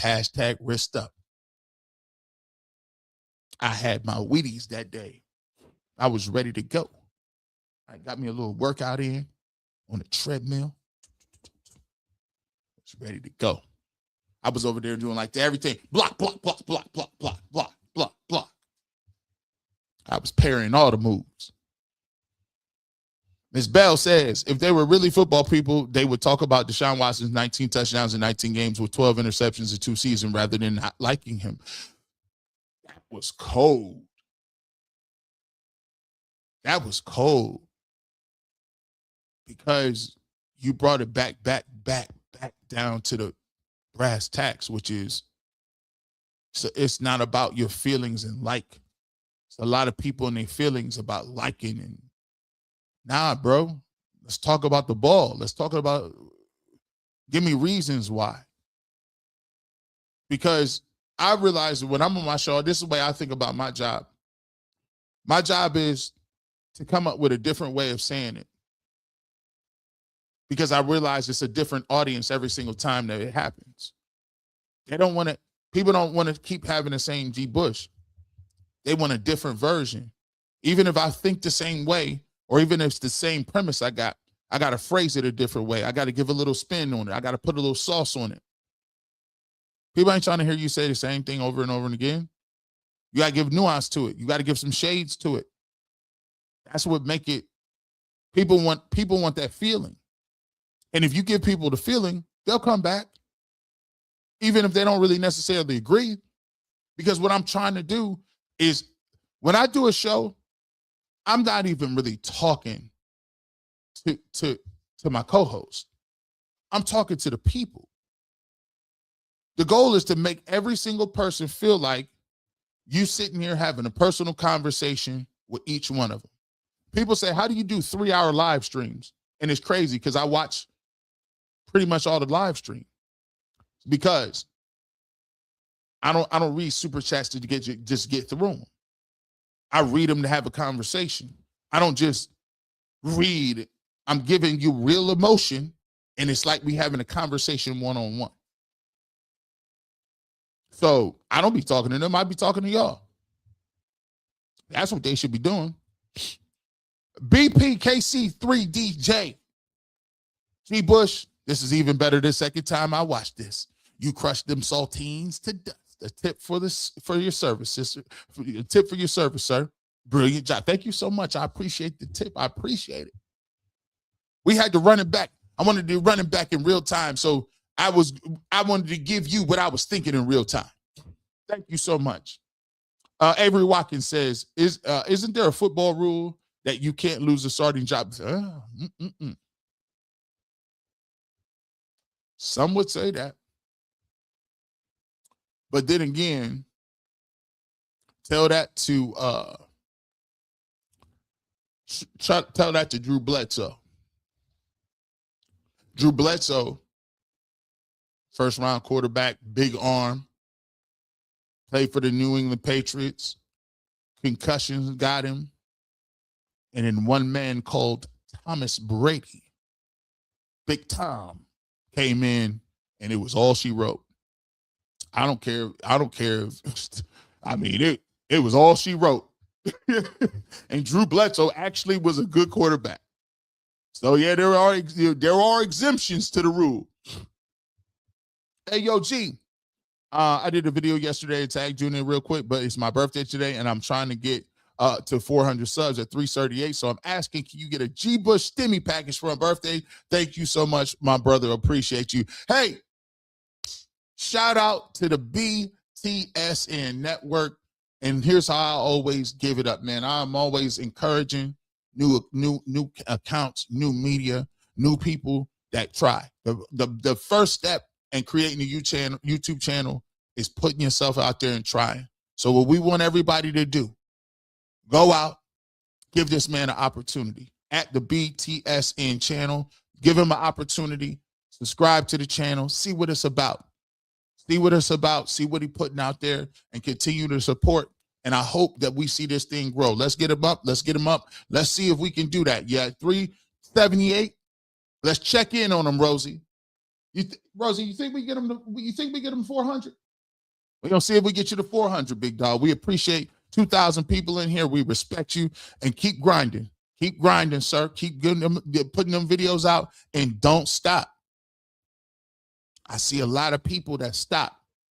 I've been doing videos since 2014, on and off and on. Don't stop. Keep going. Even when it ain't looking like it's going to be, keep going. I'm telling you, we appreciate you.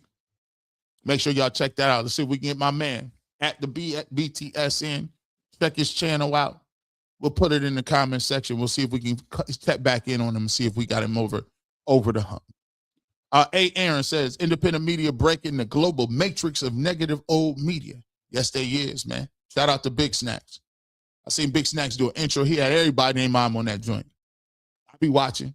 He had everybody. He had everybody on the intro. We was all sitting around one big table, laughing and joking like it was a picnic. Shout out to Big Snacks, man. It's my guy. He be funny. Don't forget, this is an exclusive. We gotta shout this out. Coming up, we done already said it. We done inked it. Coming up in July, Auntie Faye will make her debut on the barbershop. Shout out to Auntie Faye. Shout out to the CU aunties. I told you we was going to get it done. We're going to get it done. We working on some other things too. We working on some other collaborations as well. So we appreciate you guys. Tally. I tagged you on X. Go Time Dogs is a video of Colorado's new offense coordinator, creator of the Go-Go offense. I remember the Go-Go offense too. Talking about Shedeur teaching the current QBs. I'm going to check that out, Tally Heat. I'm going to check that out. Is that on the X? All right, I'm going to check it out. We appreciate the super chat. Torrance Smith, G. Bush, I see you was in your home economics bag on UCSS the other day. Cook them boys. Love how you demand those Zach's quarterback room argument. # receipts. I had to think on my toes. Zach had it. Squinted eye Zach is different. He said, G. Bush. But I thought he had, I thought out of the debate, if this was the primaries, I thought Zach had the best debate. I mean, I won the primary. I won the debate.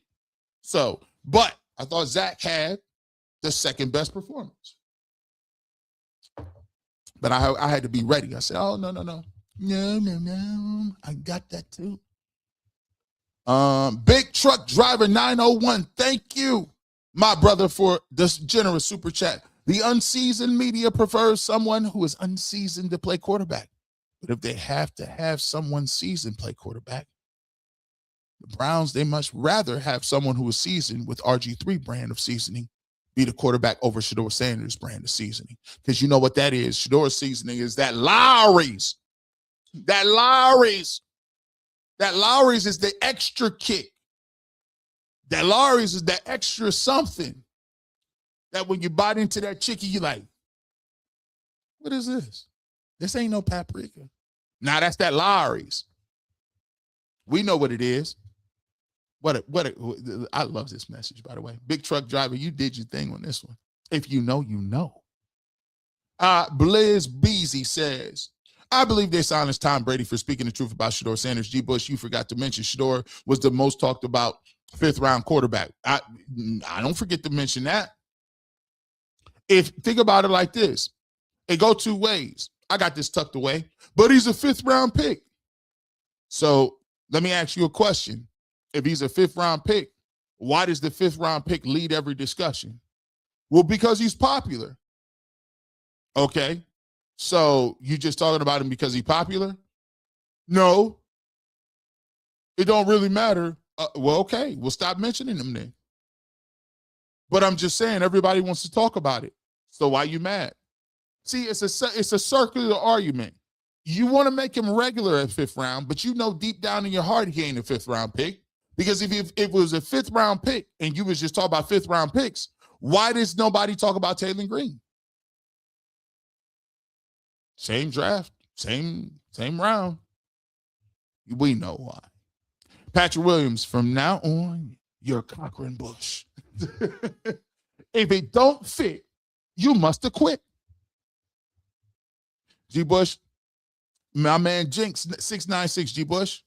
What was Q Judd's EPA? It was also terrible. Do they want to give him, do they want him gone too? Q is a money-making printing machine. We will never let him leave before he has squeezed every single penny out of him. Well, EPA, like all other stats, is something to be used as a disqualifier. Think about it. We all know in our minds, how quickly did the Sorsby thing go away? How quickly? Because we know that gambling is a disqualifier. However, they were willing to move heaven and earth to be able to put him into the mix so it could disqualify Shedeur Sanders. They overlooked gambling on his own team. by the way, Sorsby can't even go to the CFL. They said no. So now the CFL is out. NFL is out. And to be truthful, the only people that were clamoring to even mention his name were people in Cleveland. How funny. Don't we just all look so dumb? We just be looking bad. Kim says, G. Bush, Cleveland media does character assassination. That's not right for our black men that have to be stereotyped because of their insecurities. I always say it. This is why when you sense certain things, just ask the follow-up questions. Why? Why can't he be a backup quarterback? Locker room issues. Who told you that? It always seems to get quiet when you say that. But if you get triggered and you say, well, you start, make them show they work. If you have something that the court would like to hear, please say it. You have the floor. But reminder, you are under oath. Chef Shay says, they keep hiding behind, I hear this and that, never give a real opinion, take and what to bind behind the source. And there you go. Just ask. Just ask. Because I pride myself in, when I say something, you know how I feel about it. That's what we give. Reverend B.J. Nelson, the child of God, working in their purpose, never loses. Lima Lloyd, Grossy Bull, all short yellow bus riders. Don't know it's a God thing going on. Touch not my anointed. You'll get a godly whooping you can't handle. I always say this, man. More than anything, I don't begrudge anybody for their opinion. I don't.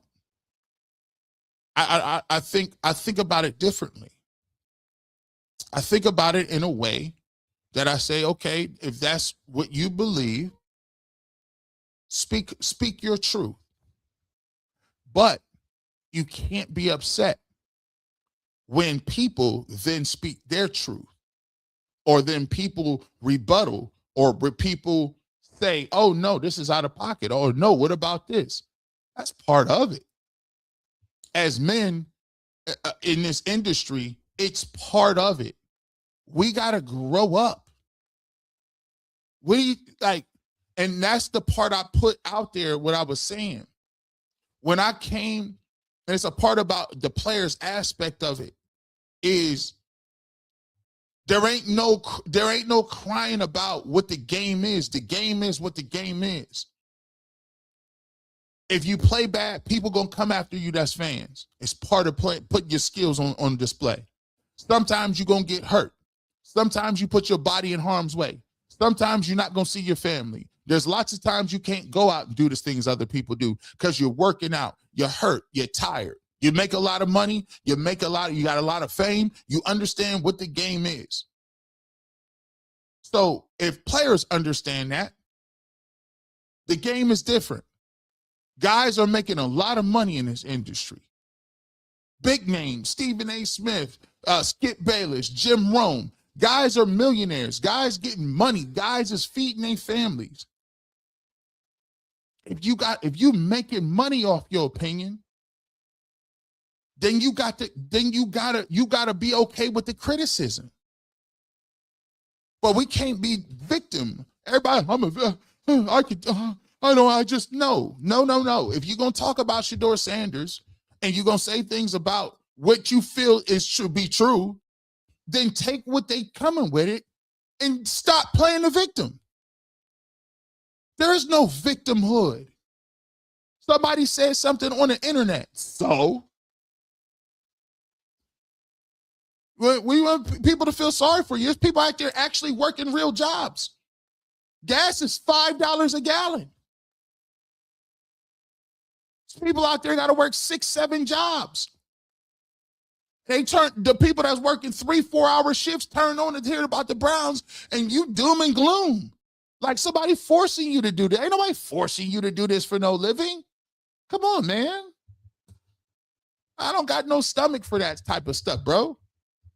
Guys out here working real jobs, bro, trying to figure it out. You got dudes talk about what you ain't excited about. Well, let somebody else have it then. I'm not talking about I ain't excited. So, but then want to cry like this is too much. What? Comments? This is what. Never mind. Never mind. Hey, Aaron, hashtag New Cleveland got doctors, lawyers, conscious community, grandmas, uncles, aunties, and we got them goons for the haters. Y'all got a lot of time and energy for yourself, too. I told them, all right, look, bro, it's a new wave. People going to have their opinion. Big truck driver says, Anthony Berry is watching this. Come on the barbershop, clear up the BS. This is the genesis of the New Cleveland movement. Shout out to AB. We'll link up one day. We'll link up one day. Shout out to the Todd father. We'll link up one day. All in the perfect timing. But they got work to do. They got work to do. Just like I got work to do. We'll link up. Beautifully blessed. Today's show has been both informative and phenomenal in putting people in their place. Hashtag New Cleveland. Shout out to you, beautifully blessed. We're just giving the information. We're just giving the information a little bit. No Man's Rit says, I hope you saw that video edit I made yesterday with you in it. LOL is classic. Shout out to everybody who cut the video. There's so many, and I'll say this. Shout out to all of the one thing I always understood is when you're in an independent content business ecosystem, the content is the content. I made a conscious decision early on. Bro, if I want to talk about independent media, we ain't going to play by no corporate rules. I ain't copyrighting, striking, nothing. You don't even got to ask me. Use it. Oh, my goodness. You'll use it. Use it. You know why? That's what the ecosystem is. There's rules and regulations. The game is the game. How do you think the game is going to grow? If you run around and fighting each other, talk about copyright for what? Every video that you do, every video is building a catalog of content for people to opine on. Even when I tell people like this, I even live by what I preach. I live by it. You think every video about G. Bush is positive? No. You think every comment about G. Bush is positive? No. How many times have you seen G. Bush in his own comment section, in his own Twitter replies, going out talking about people? No. I don't copyright nothing. Talk about it. It's the comments. We put content up for the audience. It's up to you to say what you want to say. I don't care. Use it. So I still stand by what I say. So I'm not saying nothing that I don't live by. And I appreciate everybody who does say nice things or does show the clips or does put those out there, because it's part of building the ecosystem of content. It's the same way people now is going to Netflix. It's the same way people using different things to do movies. It's finding a different way to bring content to the people. Let's continue. Morning G and Rosie, thanks for all your hard work. However, CP always says, don't allow my confidence to offend your insecurities. Grocery lineman, cabbage, bull, Lloyd, etc. Show your work. Hashtag David Walker. We appreciate you. Show your work. Thank you so much for being a member for 7. Show your work. I'm going to continue to show mine. I'm going to continue to say, this is why I feel, this is why. X, Y, Z. Neil Gray, the problem is everyone wants to dictate and make decisions for the Browns organization, ignoring the owner has some vision. General manager Angel Berry plans and Monken and coaching staff decisions for the 2026 season. Facts. Who said, like, what kind of elevated thought process? How many times did this is crazy. You ain't never heard me say, I don't think Dylan Gabriel's that. I'm the person who said, come on now, Dylan Gabriel is. How many times you ever heard me say, cut Dylan Gabriel? Name one time you haven't heard it. Matter of fact, you've heard the opposite. I said, okay, he started 6 games for you. I knew he was never better than Shedeur Sanders, but you invested a 3rd-round pick on him. Why would I cut him? If I need 3 quarterbacks, he can't be the 3rd one. I just wasted the pick. Let him prove it. Let him fight it out. Nah, get rid of everybody. Come on, man. Come on now. Neil Gray, don't be surprised that the team get over 10 wins just based on chemistry and hunger. These young Bulldogs are confident because of his players, general manager, and coaching staff. I wouldn't be surprised at all. Would not be surprised at all. Big Truck Driver became a member. Thank you so much, my sir. We appreciate you. Make sure you hit us up at 5th Dimension Media 1 so we can get you your T-shirt out to you. This show is worth my money. Thank you. That's the point I try to look. Consumers decide what it's worth. The people decide what it's worth. And so what I try to do is come out and give an interesting show so that people will want to tune in each and every week, and it's worth investing in. So I thank you for saying that. Some more for the Barbershop, Kool-Aid Mafia, The Final Cut, The Top 5, G. Bush and Rosie putting on for the city. We Dog Pound, Big Dog, Go Brown. Selmo Fudd, thank you so much. I want to thank everybody. Shout out to my mom and dad, Bryson and Trent, for the Top 5 crew. Final Cut, Earl Tyvis Powell, right? Shout out to them. Rosie for holding it down. Technical director. Let me just tell you something, man. I be telling people. She worked when she do Top 5, she worked 5 cameras. Put it in perspective. We got 3 cameras at UCSS. Director Steve does a tremendous job. Rosie does that same job with 5 cameras, multiple videos, and switching between each one and running the graphics as well as the sound. We done been up for a lot of lighting. Me and her done been up nights, whole nights, just looking around. It ain't right. Sound ain't right.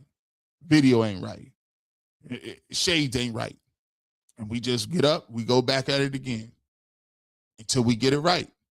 So she's been a great partner. Just, being in the trenches, working it.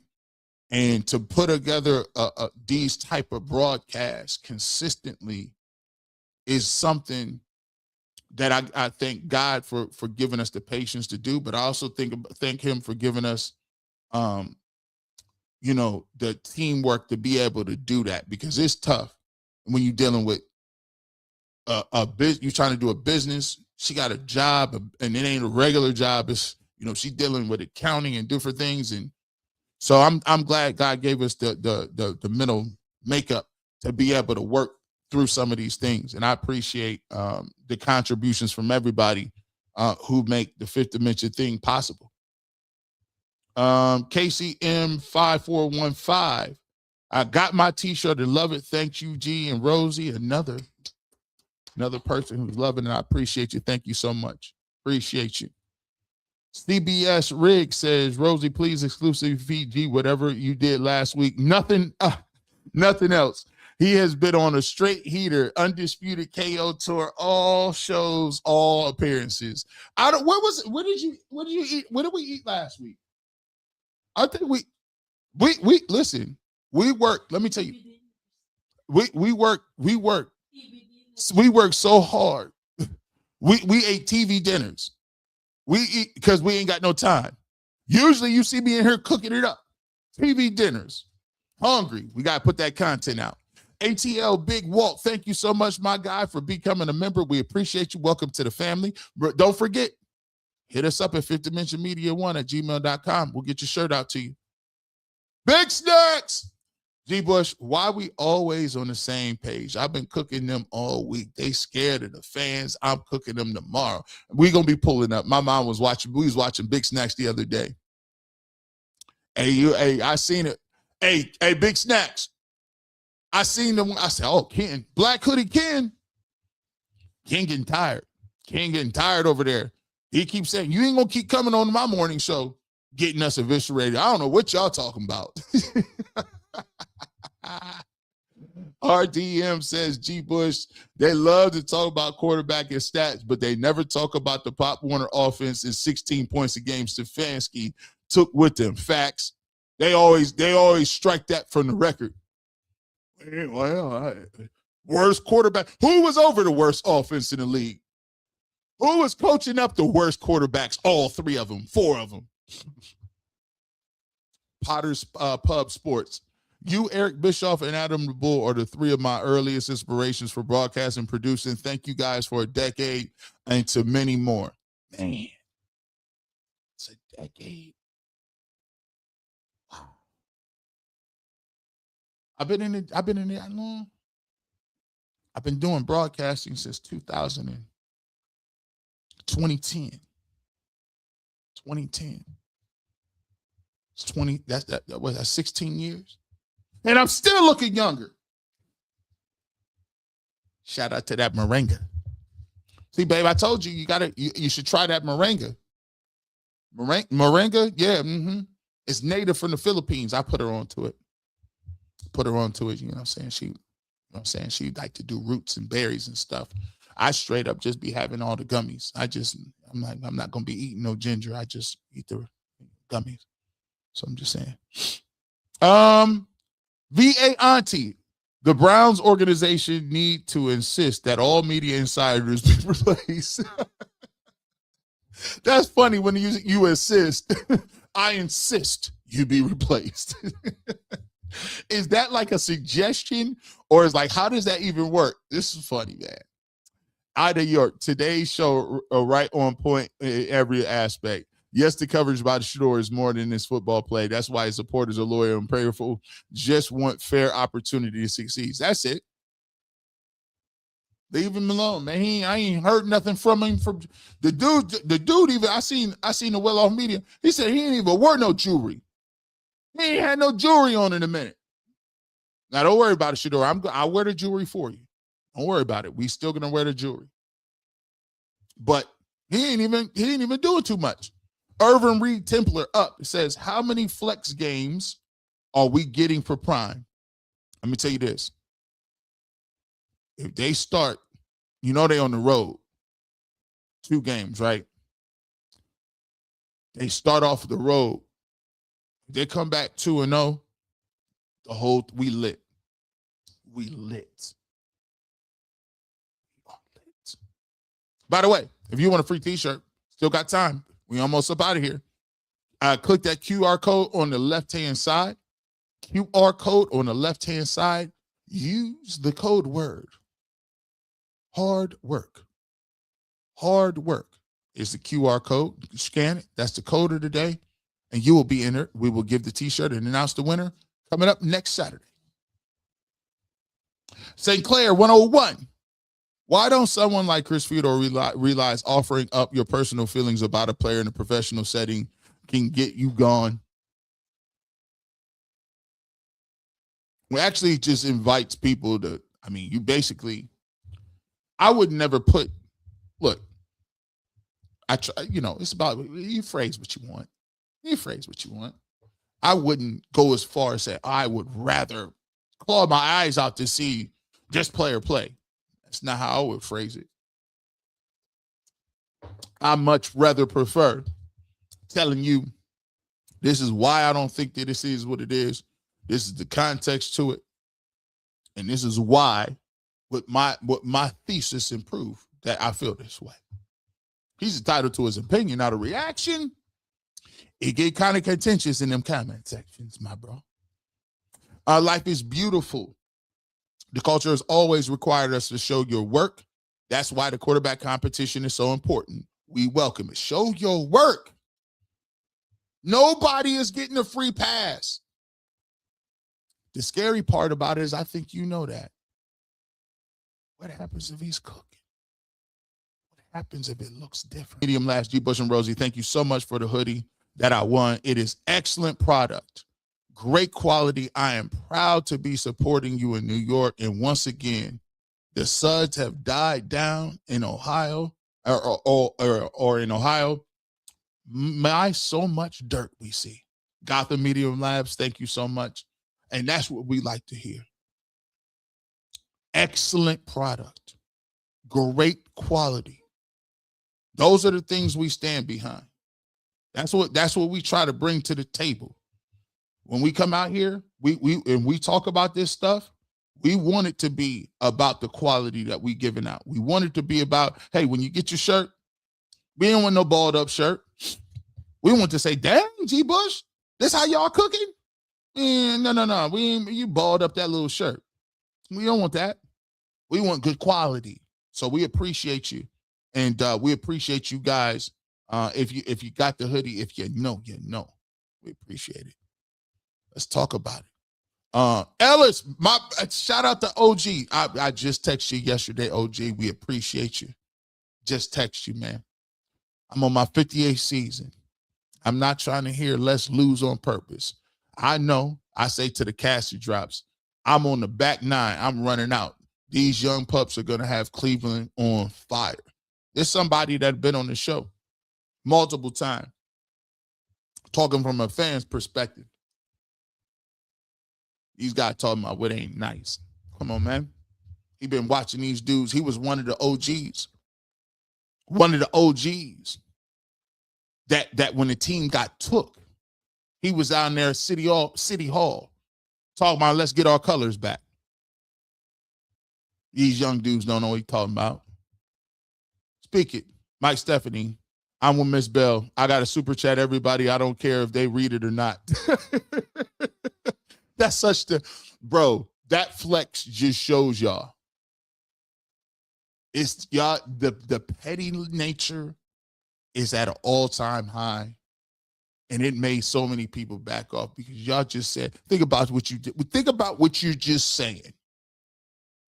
It don't matter if you acknowledge it. You know, and I know I said it, and you seen it.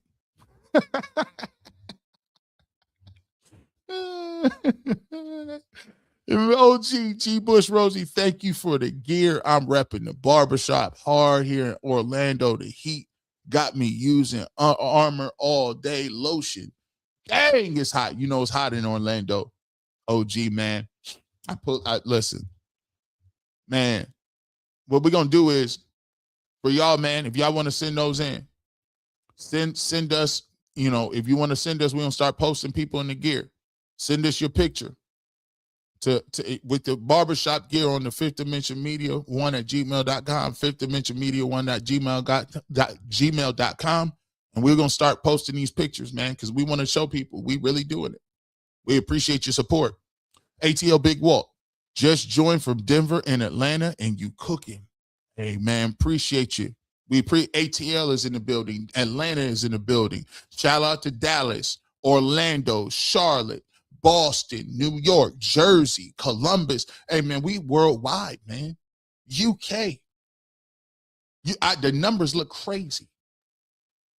Yeah, we 30% from Northeast Ohio. We got to represent 330 Canton, Ohio, 216-234-440, right? But we doing it big in a lot of different places, man. When them pads come on, all football players know what we talking about. When them everything's fun and games till them pads get on. Gabby Mojo, patience is a virtue Cleveland media does not possess. Guess what? Winter is coming. We had to wait for the Night King in Game of Thrones. And when he showed up and got a dragon, he turned it into a ice dragon. I said, oh, goodness. It's the night of the Walking Dead. I said, oh, goodness. I'm still mad they let Arya. I'm still mad that. How you let Arya steal the thunder? How you let Arya steal the thunder? You let her. Spoilers. It's crazy. Frederick Norman says G. Bush is a Thanos on the Browns. Cleveland media. Listen. 50%. That ain't me. This the Thanos rule. Independent media is the Thanos snap.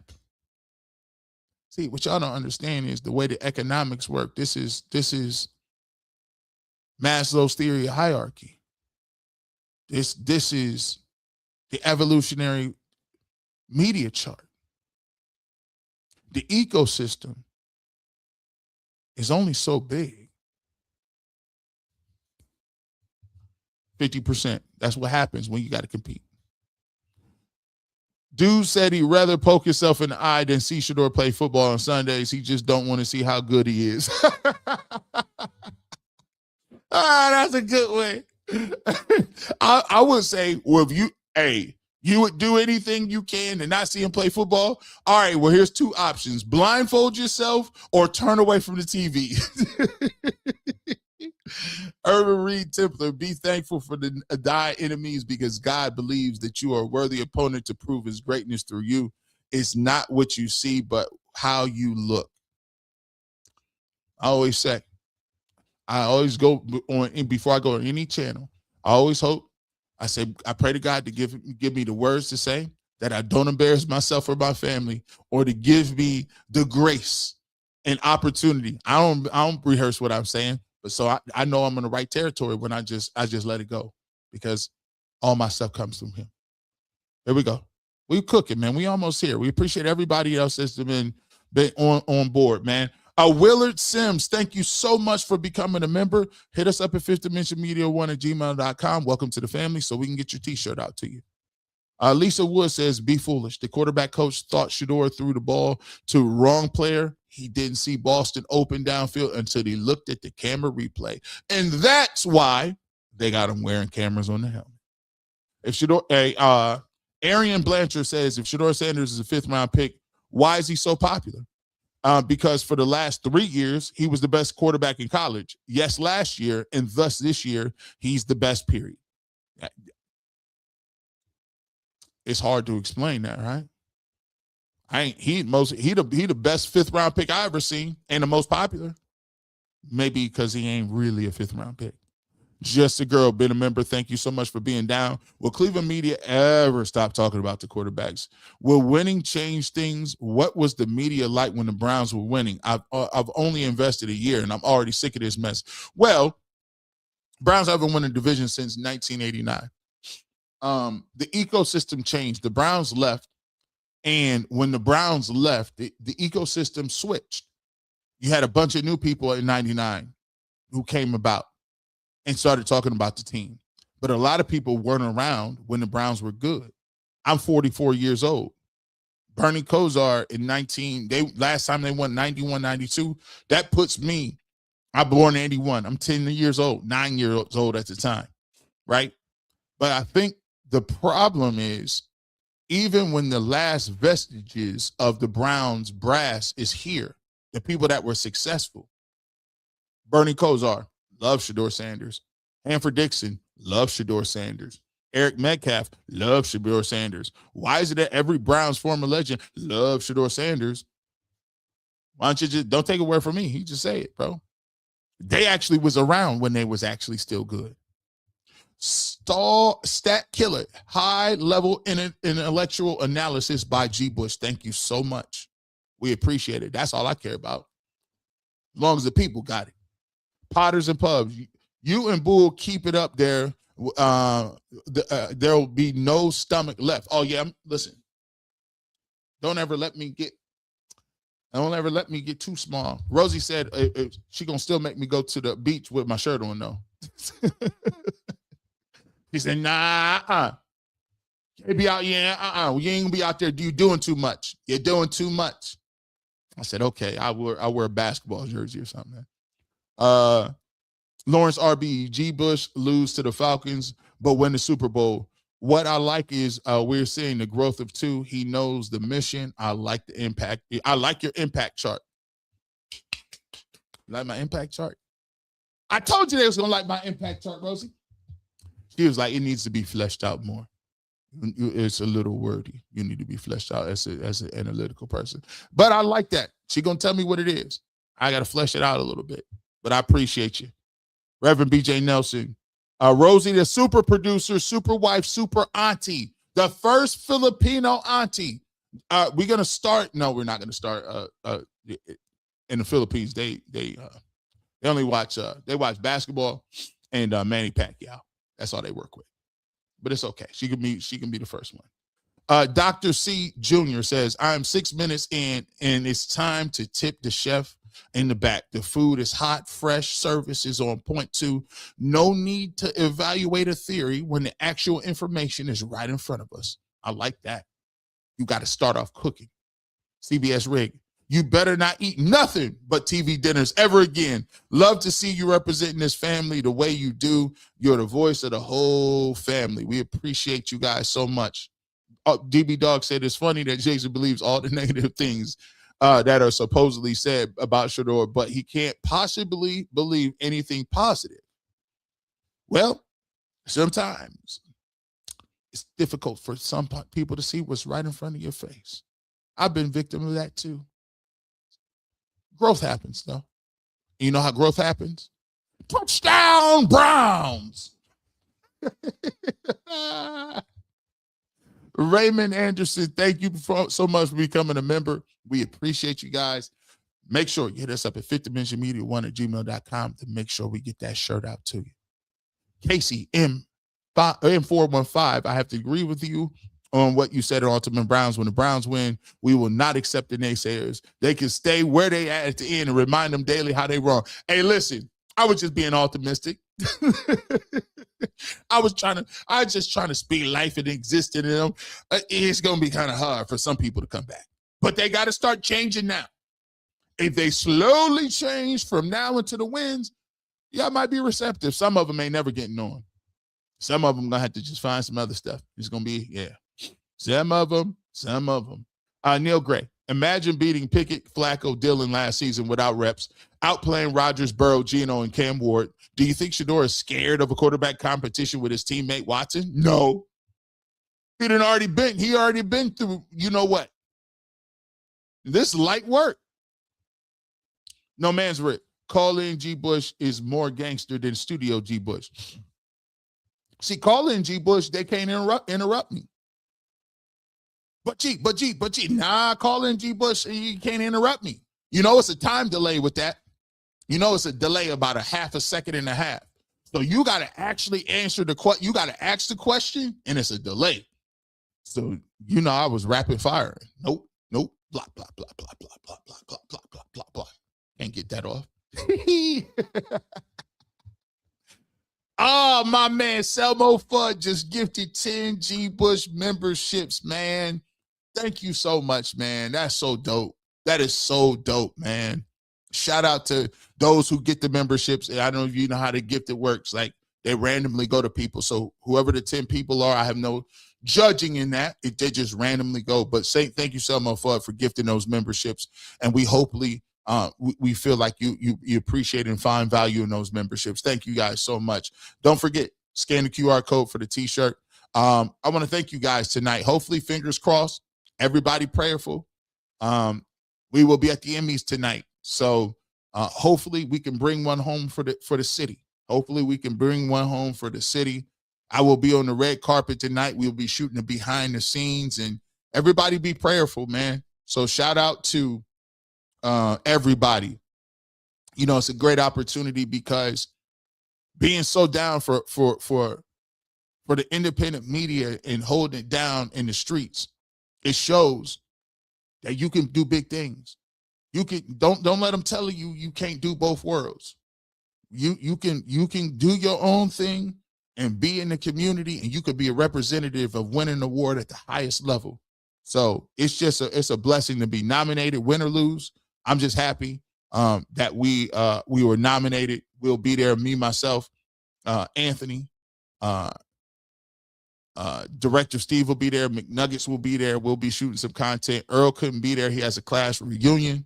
So he's up for the award, but he will be actually watching as well. So y'all keep y'all's fingers crossed and watch your social media, because if I win, oh, they're gonna be big bad. Oh, your boy G Bush. You know what? We gonna do it up, man. We gonna do it up. With that being said, you never know where G Bush might show up: radio, television, internet, even at the Emmys. But if you want the fresh cut on sports, you know you keep the Clippers with you. If you want to become a member, I'm gonna go ahead and throw it up there. Scan that QR code. You know how we're not playing.